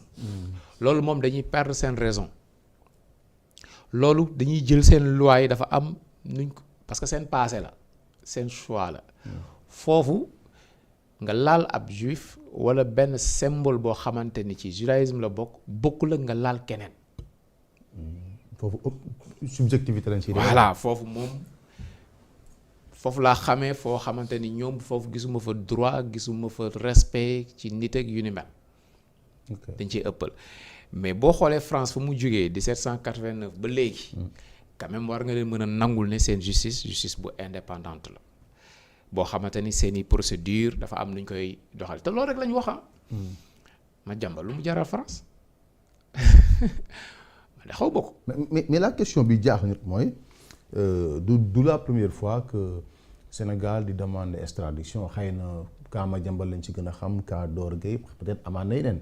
France tam ni ko Yacine Fall waxee rien qu'en entre 2024 2025 def nañ 19 demandes jox nañ leen 3 donc xam nañ normalement temps extradition ni mu mën a guddee nga xam ne même bu ñu demoon ba justice décidé Madiambal Diagne am na droit def appel devant la cour de cassation dem na droit def appel après commission Union européenne mais pourquoi l'état du Sénégal xam loolu ba pare bëgg coûte que coûte ne France da ngay ñuy jox kii. waaw moom laa la wax daf ci am loo xamante ni da nga koy teg rek ci loxol say militants yoo xamante ni voilà justice lañ lay réclamer justice lii ak laa ak lale ñii lu tax ñu bàyyi leen ñuy pavaner comme ça lan moo war a tax ñu seetaan ba Madiambal génn frontières yi dem France ak yu ni mel affront nga koy jàppee di nga wane ne yaa ngi yëngatu. waaw populisme la gën a jege que leneen mais ñoom niñ ko xamee mu ëpp fuuf ñoo la ko gën a xam li ngay wax ni ñoo la gën a xam procédure bi mën na jël 2 ans. waaw mais dafay nuru ne da ngay jël ay nit di leen dóor ci kaw France di wane ne France dañ ñoo yëpp. respecté wuñ ci justice lu tax ñu ñuy laaj lii. gisoo sax ay journalistes yu jël même élément de langage toog ko ci plateau yi parce que wax ji dafa am communiqué dafa am bataille médiatique ba pare ci opinion bi. wane ne yow yaa fuusoo nangam ak sàngam. sanctionné nga ñi nga xamante ni jàpp nañ ne ñoo doon responsable ñoo xoolee ba Madiambal génne. bàyyiwoo ko fële. voilà mais pour France tordre le bras à sa justice pour accélérer mbir yi bon loolu quand même. du xalaat. non du xalaat. maintenant gëwma tamit ne dina am escalade pour ñu yegg fenn fii on a de bons diplomates et am na yu Sénégal du permettre boppam dafa yegg. Bon, malheureusement, j'ai pas écouté Cheikh Niang, il devait être info soir bu TFM aujourd'hui. Bon, je dis que tu es le seul ministre qui ose aller à la TFM depuis la déclaration de Ousmane Sonko. Bon, parce que c'est un diplomate aussi de carrière, c'est un fonctionnaire de politicien. Et puis xam nga genre Cheikh Niang yooyu. nekk ministre presque du faveur pour ñoom. nekk nañ xam nga boo réussir ci sa domaine. def nga dara moom diplomatie la def daanaka lépp loo xamante ni réussite la ci milieu bi am nga ko am nga ci tour am nga ci respect boo ñëwee nangoo diriger département en tant que ministre à la limite mun ñu ko jàppee faveur mën nañ ko sax jàppee quelque part sacrifice moo tax du bokk ak koo xamante ni dafa gis Fallou xam na ne Fallou moom potentiellement mën na fi nekk président mu nekk bàyyi Fallou topp sa ginnaaw parce que mu ngi doon rêver dans sa vie un jour dina nekk ministre ak portefeuille bu mënti doon wala dina nekk directeur profil yi bokkuñu beneen bi mooy domaine bi nga xamante ni moom lañ ko jox mooy ci li nga xam mooy sa tasse de thé ci la nekk bi mu gone ba léegi àdduna bi yëpp wër na ko représenter diplomatie bu Sénégal donc mën nañ xaar ci moom mu am mesure bi pondérer yenn saay utiliser les mots justes des fois mën na wax ak yow sax seetaan moom plateau bi comme yow. mën na wax ak yow 10 minutes du wax dara. loolu kii la non da nga koy mën xam fu ñuy yem. da nga koy mën da ngay xam fi ngay yem lan laay joxe tey lan laay denc pour suba. lan mooy loo xamante ni lu mu débat bi métti lu journaliste bi am caay doo fa yegg. oui par exemple dal bi ci tenue bi. par exemple Doudou Wade dem muy wax ne il est sûr et certain que bu doon Cheikh Niang la ñu laaj loolu il va dire que am na loo xam ne demoon na réservé au président de la République. bien sûr donc ça sont des diplomates quoi de carrière. Maintenant voilà Thioune aujourd'hui comme je l'ai dit tout à l'heure c'est-à-dire en matière d'extradition xam nañ ku nekk fi muy jaar aujourd'hui dossier bi mu ngi ci justice bu France Sénégal xam na mu ngi ci justice bu France alors est-ce que am na ci sa gis gi raison wu ñu mettre la pression sur les autorités françaises pour leur dire que bu ngeen defulee dañuy appliquer réciprocité judiciaire la ko waxee xaw ma nu mu ko naka la ko waxee noonu et que est-ce que en matière d'extradition il peut arriver que ñu ne waaye ba ngeen ñuy jox diw ñu jox leen diw. bon yooyu bokk ci condition yi ci condition d'extradition bu France laa lay wax ñu ngi ko tënk ci seen code de procédure pénale mu ngi tàmbalee ci article 696 ba article 696-47-1 fa la nekk donc bëri na donc c'est plus de 10 articles yoo xamante ni ëpp na ko sax d'ailleurs mais diggante 696 ba 696-47-47 ça veut dire que c'est 696-1 ba 696-47 donc ñu indi ko ci ñaari pàcc extradition bi nga xam ne dafay am dans la zone Union européenne bokkul ak extradition bi nga xamante ni dafa nekk une extradition internationale comme ñun yeneen réew yi bokkul Union européenne de manière très simple léegi loolu condition yi la koy tegal waxuñu la ne donc ñun ñu delloo la sa doom ñu ngi koy sës si bu ñu soxlaa nga bañ ñun tamit ñu bañ waxuñu yooyu ci condition yi amu fa ci condition yi dañ ne bokk na ci par exemple doomu France ñun duñu delloo duñu joxe doomi France par exemple duñu extrader suñu doom ñu ne aussi bokk na ci ñun duñu extrader doomu jàmbur sax même bu dee sa doom la bu fekkee ne li ñu koy toppee politique la duñ ko extrader ne aussi bu fekkente ne yow su ñëwee da ngay appliquer soo ko daanee une peine capitale duñ la ko jox su fekkente ni également suñ la ko joxee yow mii mënuloo ko garantir un procès juste et équitable bul essayer duñ la ko jox mais aussi bu fekkente ni yow lii nga ko bëgg a daan wala nga koy toppee sax nga toppee ko loolu ñun suñu yoonu dëkk terewuñ ko maanaam suñu yoonu dëkk daanu ko duñ la ko jox jarul ngay essayer donc yooyu mooy condition ak yeneen ni mooy garantie que procès bu juste bu équitable loolu du lu ñuy teg ci table wala lu ñuy espérer la léegi nag loolu li am solo mooy loolu dafa am temps parce que nit tant que ñu ngi lay topp ci yoon ci tubaab yooyu nekkuñ ci loolu nit ki dañ lay may lu ñu tuddee voie de recours te bu dee jeexaloo voie de recours yooyu décision définitive mënoo ko tënk foofu c'est-à-dire que donc madame li mu wax c'est précoce c'est matinal trop matinal même de parler de réciprocité ci jamono jooju parce que la justice française n'a pas décidé d'ailleurs donc état bu France de façon générale bañagul mais dañagul la justice française ce qu'elle demande c'est quoi c'est des compléments d'information mais à la justice du Sénégal de lui donner ces informations ou de les retenir parce que justice balaa muy décider dama lay delloo wala du ma la décider delloo sur la base des faits loo xamante ni dafay indi objectivité ne su ma sukkandikoo ci fait bii conformément à la procédure conformément également au code de procédure pénale bu France comme ni ko article 696 prévoir ba 47 ba loolu ñu gis ne lii méngoo na ak li tax ñu war a yóbbu doomu jàmbur dans ce cas doomu jàmbur jooju même bu justice français ne dafay dem ñu tuddee ko avis favorable la personne bu ñu sollicité pour ñu delloo ko yoon français may na ko ne ko waxal àndoo si te boo waxee àndoo si duñu violer sa droit da ngay boo ko yóbbee cour cassation pour ñu casser lu ñu tuddee l'avis favorable du juge d'instruction la cour suprême la cassation mën na casser décision boobu comme mën na ko confirmer bu ko casser d'accord wala mu confirmer ko yow mii encore amaat nga droit dem ci conseil d'état yi amaat nga droit plutôt bu premier ministre bi jëlee décision ne waaw le juge d'instruction a donné un avis favorable nous autorité politique parce que c'est l'autorité politique qui décide à la limite qui mooy finaliser léegi mooy décret bi waaw léegi si le ministre de la justice fait un rapport et le transmet au premier ministre qui signe le décret et bien avant de le signer certainement day consulter le président de la République mais bu ko signer bu ñu ne waaw léegi dafay dellu ki ñu war a yóbbu yoon may na ko mu contester encore mu dem ci conseil d'état boobu confirmer wala déet su confirmer ne dafay ñibbi kooku am na droit demaat commission européenne des droits de l'homme donc loolu du benn fan te jamono jii demaguñ ci voie de recours justice français décidé gul elle n'a donné ni un avis favorable ni un avis défavorable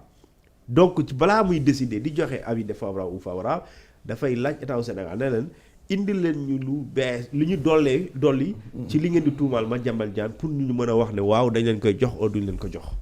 léegi loolu foofu laa mënul d'accord ci madame le ministre mooy pour moi c'est une conclusion hâtive parce que pour l'instant la justice française n'a dit waxul ni oui ni non waxul dinaa leen jox waxul du ma leen jox daf leen ne pour ñu wax dinañ leen wala duñ leen jox leen ñu information yu dollee ko ci li ngeen ñu jox parce que le juge d'instruction France sénégalais remettre na justice bu France ay éléments léegi éléments yi moo leen doyul bu leen doyoon duñu leen laaj leen léegi nag à la justice du Sénégal de dolli ay yeneen information pourtant Yacine Fall si communiqué bi def démb nee na éléments yi nee laaj joxoon nañ leen ko waaye ñu koy laajaat delloowaat nañ leen ko. mais à quoi ça sert de laajaat lu ñu la joxoon daaw lu ñu la joxoon démb mais dañ ne information supplémentaire wala complémentaire waaw léegi loolu complémentaire kay mooy yow li nga joxe woon dafa am lu des voilà tubaab la non information complémentaire en doigt mooy jox naa la dara nga ne ma cuun joxaat ma yeneen dolli ma kon kay su ma la doolee ça veut dire que jox ma la woon waxuma la joxaat ma li ma la joxoon ak dolli ma c'est pas la même chose n'est-ce pas donc la justice française waxul ne joxaat ma li ma la joxoon waxul ne li ma joxoon daa riir da nga mën a dollil ma leneen te loolu je pense que même si public bi amul accès ci document yooyu mais damaa boo ko liiroon gëm naa ne duñ la bindal joxaat ma li ñu ma joxoon démb donc également nit ki balaa nga koy joxe c'est comme l'Assemblée nationale du Sénégal balaa ngay voter lever l'immunité parlementaire d'un député esprit loi bi mooy député bii dafa war a xam ci lan lay lever immunité parlementaire bi sérieusement moo tax loolu bu ñu ciy débattre naa non amul droit lire waaye léegi amoo droit lire amoo droit xam lu nekk ci dossier bi parce que nee na justice la waaye léegi kon sur quelle base objective nga war a wax dañuy jël l'immunité parlementaire livrer sa collègue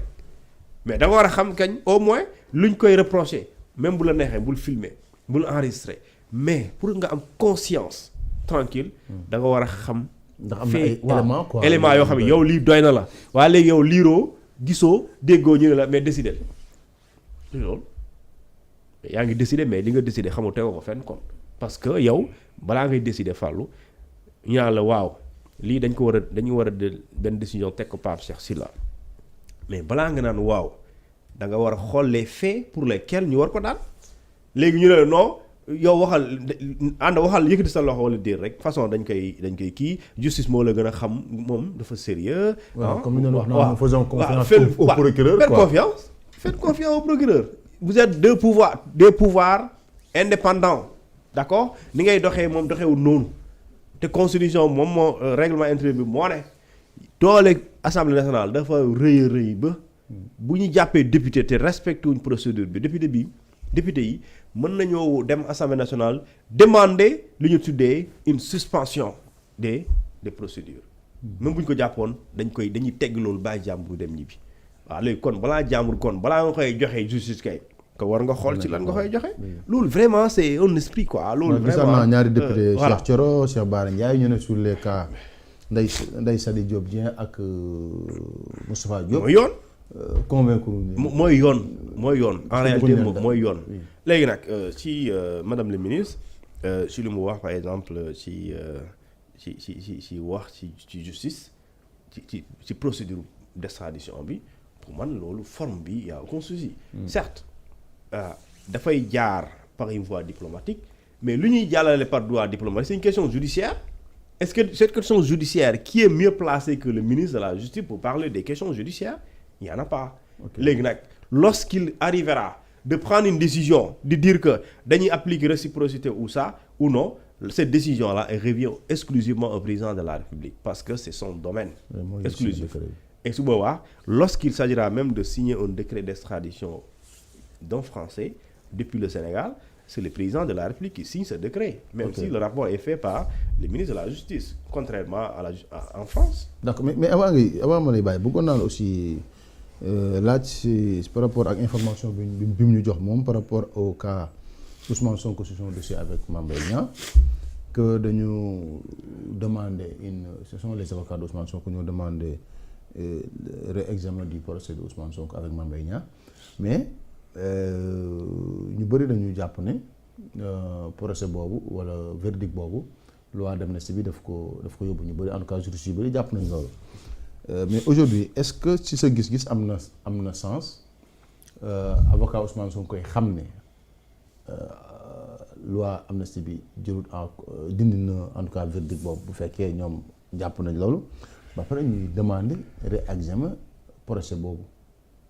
waaw xam nga. La loi sur la Cour suprême 2017 dafa ne bu ñu wax révision procès bu ñuy juger ba mu définitif dafa indi 4 conditions yoo xamante ni su amee mën nañ ko réviser ci 4e condition bi mooy kaawu Sonko ci 4e condition bi daf ne bu ñu demee ba découvrir une pièce inconnue dans les débats yi nga xamante ni dans les débats contradictoires yi nga xam ne moo amoon bi ñuy attewaaj te bu ñu tegee ci pièce inconnue boobu au débat cette pièce inconnue fait douter de la culpabilité de la personne condamnée dans ce cas on peut procéder à la révision du procès mais seul le ministre de la Justice ci 4e condition boobu moom moo mën def loolu moo mën a saisir la Cour suprême et le ministre de la Justice balaa muy saisir la Cour suprême day taxawal benn commission ci ministère am boo xamante ni cette commission est composée de directeurs généraux pour ñu xool lii nii est-ce que texte bi lu mu wax lu mën nañ ko ab jëfee noonu su boobaa mu soog ko transfère le procureur général de la Cour suprême qui transmet cette demande de révision du procès à la Cour suprême pour mu statuer sur la recevabilité n'est-ce pas de cette demande de révision du procès léegi nag li am solo fii mooy la pièce inconnue c'est quoi la pièce inconnue ou l'élément nouveau. Parce que l'élément nouveau, pour que nous puissions faire l'objet d'une révision de procès, il faut que cet élément nouveau, dans le débat, avant l'acte, il faut l'eau. Donc ça ne doit pas être n'importe quel rapport. Mais ce rapport-là doit effectivement donner le rapport qui dit clairement que Mame Mbaye Niang a détourné 29 milliards ou Mame Mbaye Niang a une responsabilité pénale dans le détournement dans l'histoire de Prodac. mais foofu cuun Ousmane Sonko dafa xam ne moom yor na rapport bi bu xëyee daf koy yóbbu tribunal. mais est-ce que rapport boobu tribunal mën na considérer que ñàkk na ko yor parce que laaj nañ leen ko tribunal aussi. waaw parce que donc tribunal bi xamoon na ne en tout cas rapport bi moo xool tribunal laaj na leen ko. mais ñoo ko indiwul. waaw ñoo ko indiwul. waaw léegi nag bu dee indiwuñ ko. ñoo xam luñ ci doon daw parce que si le rapport n'a pas été rendu public. soo ko génnee. loolu infraction la buy juddu bu bees parce que ce sera un recel de documents administratifs benn léegi nag buñ la justice en réalité may gis nga naan lu tax tribunal dem seeti rapport bi c'est pas le tribunal d'aller chercher le rapport c'est la personne accusée d'amener ses preuves maintenant si les preuves là fii ne sont pas en matière criminelle au moins en matière criminelle tu aurais la liberté de la preuve mais fii en matière délictuelle la soo indee loo xamante ni c'est un document tenu confidentiel gars yi dañ lay kepp ci loolu parce que le rapport du juge gars yi li ñuy wax ni yëpp di lire am na kenn sañul brandir naa rapport baa ngi nañ ko génne parce que ce document là jusque là il est tenu confidentiel il n'est pas rendu public ou bien il n'est pas accessible en principe au public léegi nag d'où l'existence du rapport mais tey sañuloo ko brandir léegi nag li ma la wax sànq mooy ce rapport bu ñuy wax pièce inconnue ñu bëri di ko wax élément nouveau élément nouveau boobu yaa xam noo ko tuddee vidéo la document la xaw ma rapport la mais ce rapport là pour mu mën a valable pour ñu def révision bi day fekk rapport boobu soo ko tegoon ci table juge bi débat yi waaw duñ la daan muy duteloo ci culpabilité yow lu ñu la teg mu duteloo mën na changer décision waaw mën na changer maanaam ñu ne la yow dañ laa daan mais bu ñu ko tegee ci table bi ñu ne yow innocent nga ok surtout boobaa mën nañ ko ñu teg ko ci table ñu réviser léegi révision boobu c'est un process léegi nag ci article 94 15 su ma juumlee daf ne bu Cour suprême déclarer recevable la demande de la révision du procès dafay procéder ak li nga xamante mooy l'identification nit yi nga xam ne ñoom ñoo concerné mu def ay confrontation mais ci fin bi daf ne su loolu amee la Cour suprême annule toutes les décisions tous les arrêts tous les jugements et les actes qui font obstacle tous les actes qui font obstacle à la révision de ce procès léegi acte boobu laa xamul ndax dafay nekk et un acte je pense que c'est pas une loi ça un acte léegi alors que te Sénégal aussi on peut pas vouloir déjouer son contraire et leur contraire comment on veut vouloir inscrire l'affaire Mame Mbaye Niang dans li ñu tuddee la loi portant amnistie d'accord nangu ko ba pare jamono ñëw nga bëgg ko écarter pour ñu réviser ko pour ñu réviser une affaire déjà amnistie day mel ne fee yi amatul. waaw amul dama mel ni amul ci yoon amul. maintenant est-ce que bu ko justice déclaré recevable par exemple bu fekkee ñëw na mu nangu koo saytu est-ce que le fait que bu ko justice accepté rek dañuy d'accord ne loolu dugg doon ci loi am. non si la Cour suprême déclare recevable la demande de révision du procès. mooy day mel ne procès bi amul woon dañuy considérer que ne. mën nañ ko àtte parce que foofu la loi lu mu wax Cour suprême mooy soo leen ko déclarer recevable ba pare da ngeen di jël dossier bi. d'accord ngeen annuler tous les arrêts tous les jugements. ak tous les actes qui ont été pris et qui peuvent faire obstacle noonu la ko bindee à la révision du procès et dans ces cas. Cour suprême dañ ko ne. nga jël dossier bi yóbbu ko ci cour wala tribunal. bi nga xamante ni mosu ko àtte dossier bi. ça veut dire que donc dañ koy jox yeneen juges yoo xam ne mosuñ ko laal. et loolu nag ça veut dire que bu ñu defee décision boobu bu ñu ko déclarer recevable day mel ni. musul nekk ci loi d'amnistie. mais aussi bu fekkee dañ ko déclarer irrecevable motif déclaration bi tam. waaw loolu moo am solo. lan lay doon. loolu amnistie bi la wala dafa nekkul élément nouveau. voilà ñaar yooyu la wala bokk na si. et su boobaa man j'aurais aimé comprendre pourquoi la Cour suprême a écarté lu ñu tuddee l'application de la contrainte par corps parce que la Cour d'appel pour Dakar dafa waxoon ne oui Ousmane Sonko vous êtes condamné à 6 mois avec sursis d'accord nga fay Mame Mbaye Niang 200 millions et pare nañ la teg contrainte par corps au cas où fayuloo la Cour suprême jël dossier boobu ñu yóbbu ko pour cassation mu ne je maintiens les 2 sanctions pénales et civiles de 6 mois avec sursis et 200 millions néanmoins cependant plutôt dañuy écarter la contrainte par corps et quand tu écartes la contrainte par corps da nga koy motiver et la motivation c'était quoi la contrainte par corps ne peut pas être appliquée en matière d'infraction politique et cela c'est le code de procédure pénale moo ko wax article 711 moo ne la contrainte par corps ne peut pas être appliquée en matière d'infraction politique léegi ça veut dire quoi c'est quoi une infraction politique et la loi d'amnistie parle des faits et se rapportant à tout aux événements xawma lan et cetera. Il y a une motivation politique. Mais parle de nous dire qu'il y a différence entre infraction politique ak infraction à motivation politique. Il dit que c'est l'infraction, la nature de l'infraction peut être politique alors que la motivation peut être pas politique. Mais la loi d'amnistie encore parce que quand on dit les faits se rapportant aux événements et cetera ou ayant une motivation politique ou même dañuy def virgule ne infraction yi nga xamante fait yi nga xamante ni dañ ko fa jaar ci moyen de diffusion publique mooy télévision réseaux sociaux wala site internet wala même ñu def ko ci réew mi wala biti réew waaw mais motivation bi nekk politique waaw motivation dañ ne politique léegi nag est-ce qu'une conférence politique à partir de laquelle une personne accuse une autre personne et cette personne accusée traîne l'autre à la justice est-ce que loolu mënul nekk motivation politique est-ce que mënul nekk l'infraction elle est politique non. mën naa la laaj ci loolu mën naa fa indi xam nga te tey jii conférence de presse bu amoon fii nga rey fi nit duñ ne da nga doon def conférence de presse. non rey nga nit rek duñ kii de. non je parle de. non je dis que je parle de la conférence politique mën nga def conférence de presse wax fa loo xam ne du am. non li ma bëgg a wax la conférence elle est politique d'abord. oui waaw. Et cette conférence, elle est politique. La personne qui communique, elle est politique. C'est un acteur politique. Waaw. Donc le contenu. est politique. waaw li muy wax politique la. bon moo tax ma ne juriste yi foog ñuy leeral parce que juriste yi dafay am affaire dafay xaw a lëndëm si. solo nañ ñu.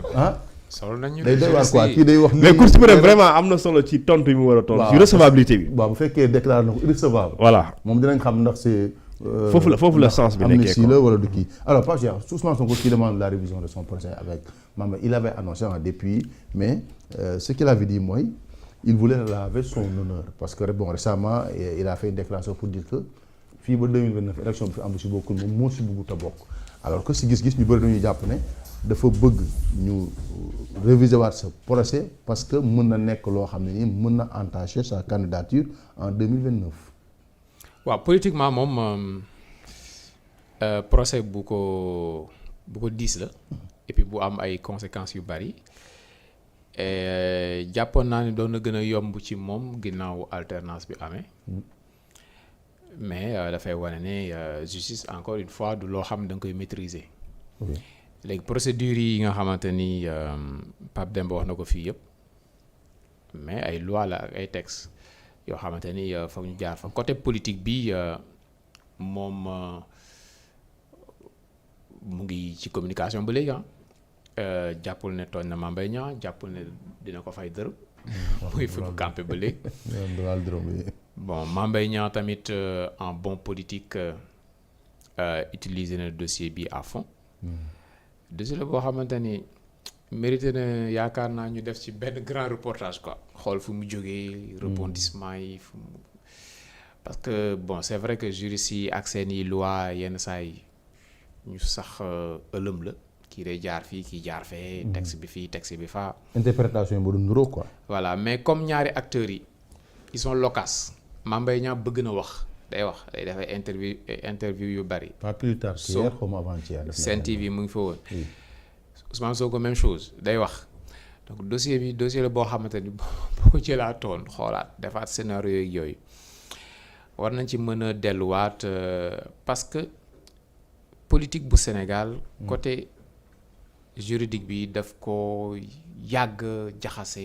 phagocyté yenn yi Abdoulaye Wade je me rappelle bi mu faloo am na ñu doon wax ne comme avocat ngeen fal moom coow dina bari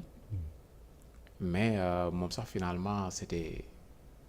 mieux quoi. fii judiciarisation de tout moo fi nekk nii ak naa ngeen dem parce que politique léegi ak justice dañu jaxasoo daal. dañ jaxasoo et par moment tamit juriste si seen bopp dañuy dem ba dañuy xaw a féete du xam-xam bi rek droit pur moom mooy génn moo tax lu xew. problème am ci et c'est dommage aussi pour nos démocraties xewoon na fi Côte d'Ivoire diggante et ak u ci leen jural jéye fii bon ci ay affaire u interprétation la réforme consolidante non consolidante bon texte ba voilà mais procès bi moom laaj na journalistiquement ñi gën ci travail waaw mais la Cour suprême danañ nekk bon je sais pas je vais dire si danañ nekk ci pression wala danañ nekk en tout cas le centre de tous les regards parce que ñoom presque toutes les sorties de Ousmane Sonko y compris la dernière sortie il disait que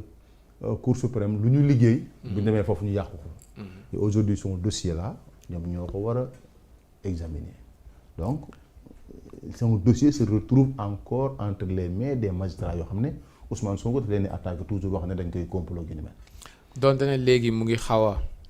wàññi attaques yi tuuti parce que léegi daan du ñëpp attaques yi gënoon na frontal et boo xoolee ba ci biir tamit y a la question de son éligibilité en filigrane donc dossier la bu am solo pour Ousmane Sonko dossier la bu am solo tamit pour Mame Mbaye Niang en tant que proche de Macky Sall dossier la bu politique mais Cour suprême moom mooy àtte ci cappaandaw la on est obligé de faire confiance de toutes les façons affaire seen loxo la nekk. D'accord bon suñu dernier thème mooy l'affaire bon peut-être Farba Ngom et tous ces détenus là qui sont en prison et qui sont ñu jàpp ne dañu tawat alors Sénégal daanaka loolu moom nekk woon nañu xam on a commencé à voir ça avec Biba Bourgi donc c'est ça fait mu ñëw ñu takkal ko masque ñu koy àtte mais cette fois-ci on a vu aussi des gens comme Farba nga xam ne gis nañ ay médecins wax ne état de santé permettre ko mu tëdd kaso il est malade ba àgg wax ne mën na tëdd sax faatu alors kooku la ñu gis démb ñu war ko auditionner dans le fond du dossier après 9 mois bu ñu tëdd kaso mais ñu gis ne sax ambulance moo ko indi alors aujourd'hui Sénégal li ma posé le débat mooy en même temps dañu bëgg justice mais aussi Sénégal dañu yàgg am yërmande dañu bëgg tam justice boo xam ne dafay dox ci wàllu humanisme mais aujourd'hui dafa mel ni ñu gis en tout cas dossier yi il y a beaucoup de gens yu malades par exemple la femme de Madiambal elle est malade sur chaise roulante Farba maa ngi ko léegi Khadim Ba mu ngi noonu mais ñooñu ñëpp teewul justice bi daf leen a téye malgré que dañu feebar alors est-ce que aujourd'hui la crédibilité de la justice sénégalaise nekkul en jeu si wàllu xëy na éthique laa koy waxee wala si wàllu humanisme le fait que ñu jël ay nit ñoo xam ne war nañ leen a mën a bàyyi ñu faju ji wala ñu dem seen kër mais ñu téye leen ci kaso bi di leen teg ci ambulance di leen auditionné ay avocats di wax na chaque 30 minutes d'audition dafa doon génn pour ñu may ko mu noppalu naan garab noyyi pour ñëwaat bon est-ce que aussi justice Sénégal ci sa gis-gis ak suñu réalité socio-culturelle mën na rimer ak loolu ba pare di am crédibilité aux yeux des Sénégalais. waaw y a eu une évolution boo dee dégg Abdou Diouf ci jamonoom boo jotaate ci ay interview am na buñ ko doon laaj ci ay sénégalais yoo xamante ni dañ leen waroon sanctionner boobu peine de mort lañ doon wax ba xam dañ koy abolir wala déet. Bon, sa réponse a été claire que au Sénégal on n'aime pas les sanctions fortes moom noonu la ko waxee. Au Sénégal on n'aime pas les sanctions fortes nit ki lu mu def ci jalgati lu mu rëy bu sanction bi teewee boo ne dañuy jël bakkanam wala dañ koy tëj perpète yu mel noonu les gens yi n'adhèrent pas léegi nag am na évolution politique bi tar na tar boo xamante ni 21-24 li fi jaar indi na réeroo ak ay xol yu nàcc ba nga xamante ni nit génn na fi àdduna sax daanaka ñi di ree nit nekk na dugg na fi kaso ñi toog ci plateau yi presque di pavoiser di ko chargé. voilà di ko gën a chargé kontaan ci lool donc loolu évolution la lu bees la et li nga xamante ni moom mat a préciser moom mooy criminel moom kenn du ànd ak moom moo xam ci wàllu finance la moo xam ci beneen fànn la pour dire que ne reddition des comptes principe la boo xam ñëpp ko war a dooleel ñëpp ci war a ànd parce que képp ku ñu fi dénk ndombal tànk jox nañ la les moyens pour nga liggéey normalement ba fekkee li ñëpp moom nag nga ne ko fuuf bu yoon dalee sa kaw yoon dal na sa kaw loolu ku koy jàppale bëggoo réew mi bëggoo sax sa bopp yow parce que yow sa conscience rek warula nangul ngay jàppale koo xamante ne dafa jalgate àllu réew mi waxuma la ak sa diine voilà mais bu yooyu yëpp weesoo bakkan dafa sut lépp bakkan kenn du ko defar daal amul usine bu ñuy defaree bakkan bu xasee dem mënoo ci te si dara. loolu tax ñu bind Sénégal peine capitale. voilà bakkan la quoi. léegi bakkan yëfu yàlla la léegi bu nekkee enjeu dañu war a xoolaat mbir yi xool naka la ñuy traiter dossier bi bu doon rek dañu njort ne waa ji day yokk feebaram day feebaru affaire yu mel noonu bu yemoon foofu sax mën nañ comprendre.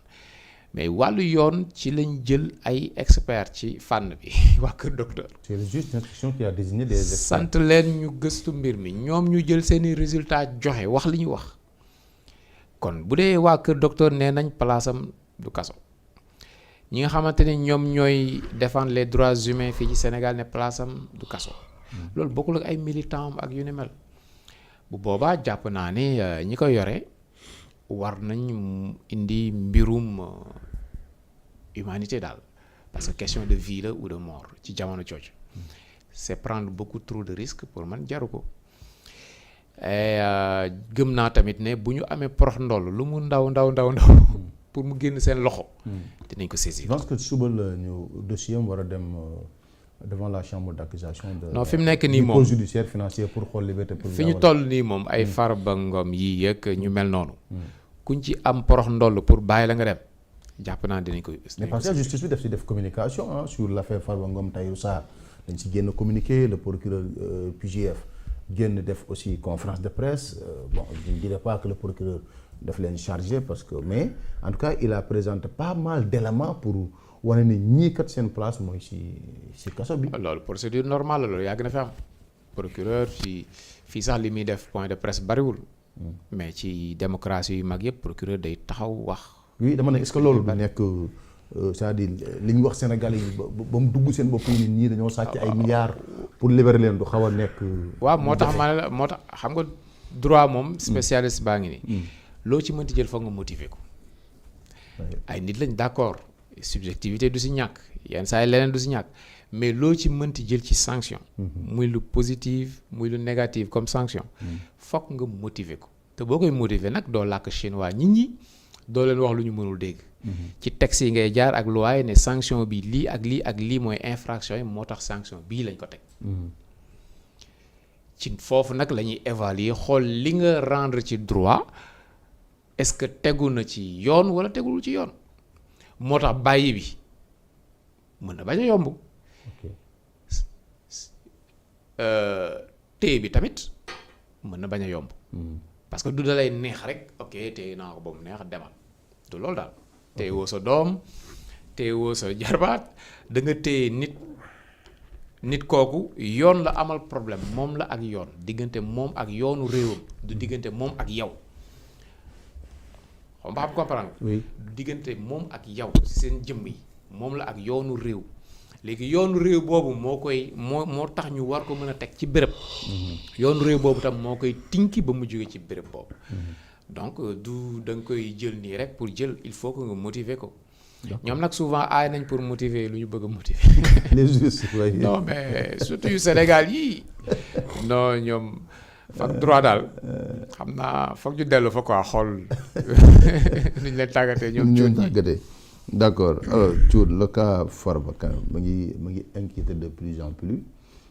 parce que démb comme ni ma ko waxee ambulance moo ko indi bi muy demaat aussi ambulance moo ko indi ak aussi révélation yi son avocat def. mais beneen aussi révélation bu ñu avocat am wax mooy Farba démb si wàllu détournement de deniers publics nee na amul benn question bu ñu ko si laaj alors que Farba li taxoon ñu koy topp principalement je pense que c'était détournement de deniers publics escroquerie sur les deniers publics donc daanaka tout était en rapport avec les deniers publics mais avocat am li ñuy wax mooy laaj ñu ko si mais bon peut-être du ñàkk nga ñëw si mais fi ma bëggoon a gën a ñëw mooy aujourd'hui kaaw ñooñu nga xam ne dañuy nekk kaso ba ay médecins yoo xam ne juge moo leen tànn di wax ne dañu feebar est-ce que jotul suñu justice amaat ci beneen taxawaay bu dul ne comme kuy wax ne la loi est dure mais c'est la loi alors que peut-être ñooñu mën nañu dem seen kër faju comme on fait avec d'autres takk leen ay bracelets électroniques wala peut-être montant yi ñu leen di jiiñ mooy bëri boo xam ne day tax du ñu leen mën a bàyyi ñu dem. waaw xam nga tey. li nit moom li ñu la mën a teg ci àdduna ñu ne la surtout Sénégal suñu yoon dëkk amul peine capitale par exemple kon bu dee peine capitale amul loo mën a toppee nit ba mu féet mu sut bakkan amul ci kanamu yoon amul donc le droit à la vie le droit à la santé c'est des droits de première génération mooy nit ki balaa muy am beneen droit bu jiitu d'abord mooy droit à la vie et droit à la santé. après nga indi ay éducation à une famille et cetera mais loolu yëpp li ko jiitu mooy ñaar yi ma wax la donc puisque ñaari mooy jiitu kon justice même bu lay poursuivre. dafay tenir compte si sa yow sa santé. mais aussi si sa li ñu tuddee ci sa bakkan léegi nag lu yoon Sénégal wax mooy ci wàllum vraiment ci détournement de deniers publics léegi nag xaw ma ndax il y aura une autre occasion pour parler de détournement ci wàllu yoonu Sénégal lu mu wax ci détournement mooy bu ñu la woowee ci loolu nga détourné wala ya nga xam ne escroquer yëfu Sénégal wala nga def lu ñuy tuddee détournement de deniers publics soustraction wala escroquerie portant sur les deniers publics soo ko defee suñ la yóbbee ci kanamu yoon mandat dépôt bi leer na nañ bu fekkante ni cautionné woon li ñu lay wax wala nga remboursé ko wala nga indi contestation sérieuse suñ la dugalee ci kaso mais levé boobu pour ñu teggi loolu ñu teg la da ngay def benn ci lu ñu la doon laaj ci ñett yooyu su dee defuloo ko yaa ngi ci kaso bi bu fekkente ne exceptionnellement jamono dem na ñu gis na yow sa état de santé bi méngoowul ak sa nekkin ci kaso te loolu ki koy def ku maandu la maandu bi mooy procureur justice Sénégal moom mooy demander benn nit bu tudd médecin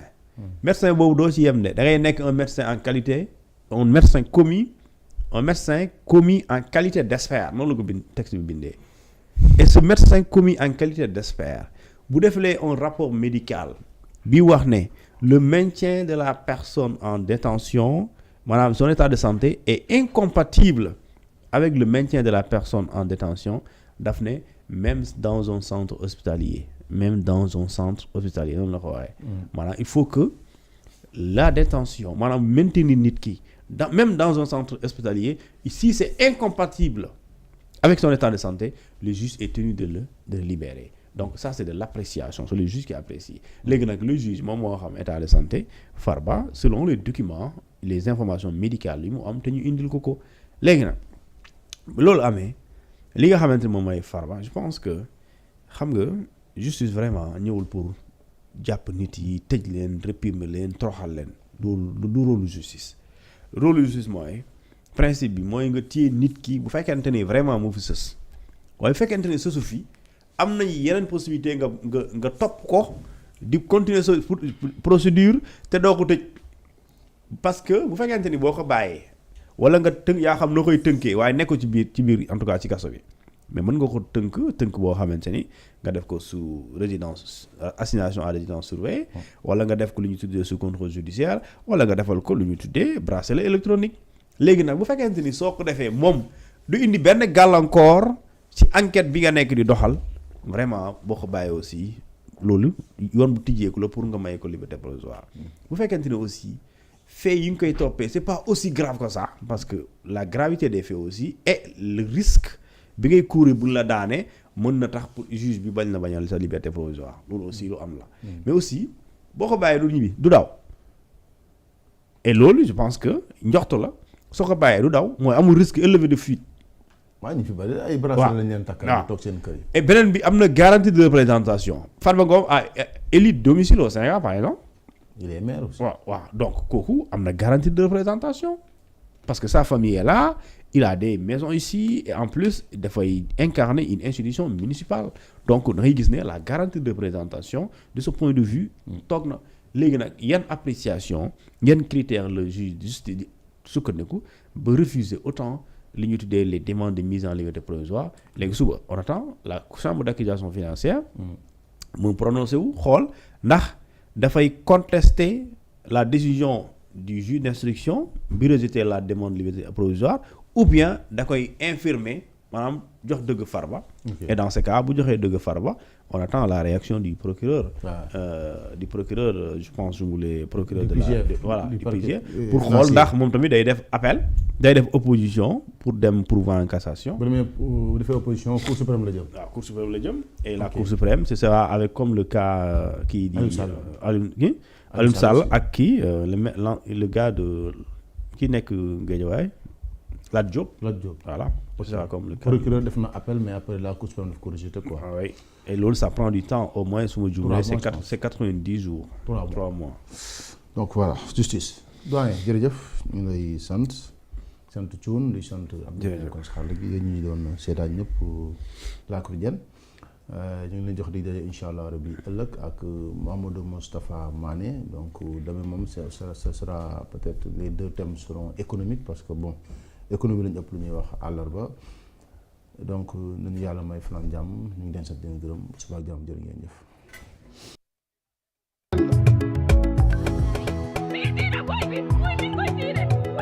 Alors Adji Sarr et Ousmane Sonko de viols répétés et de menaces de mort. moo saboté waaye gone dañ naan ko gedd sa yaay ay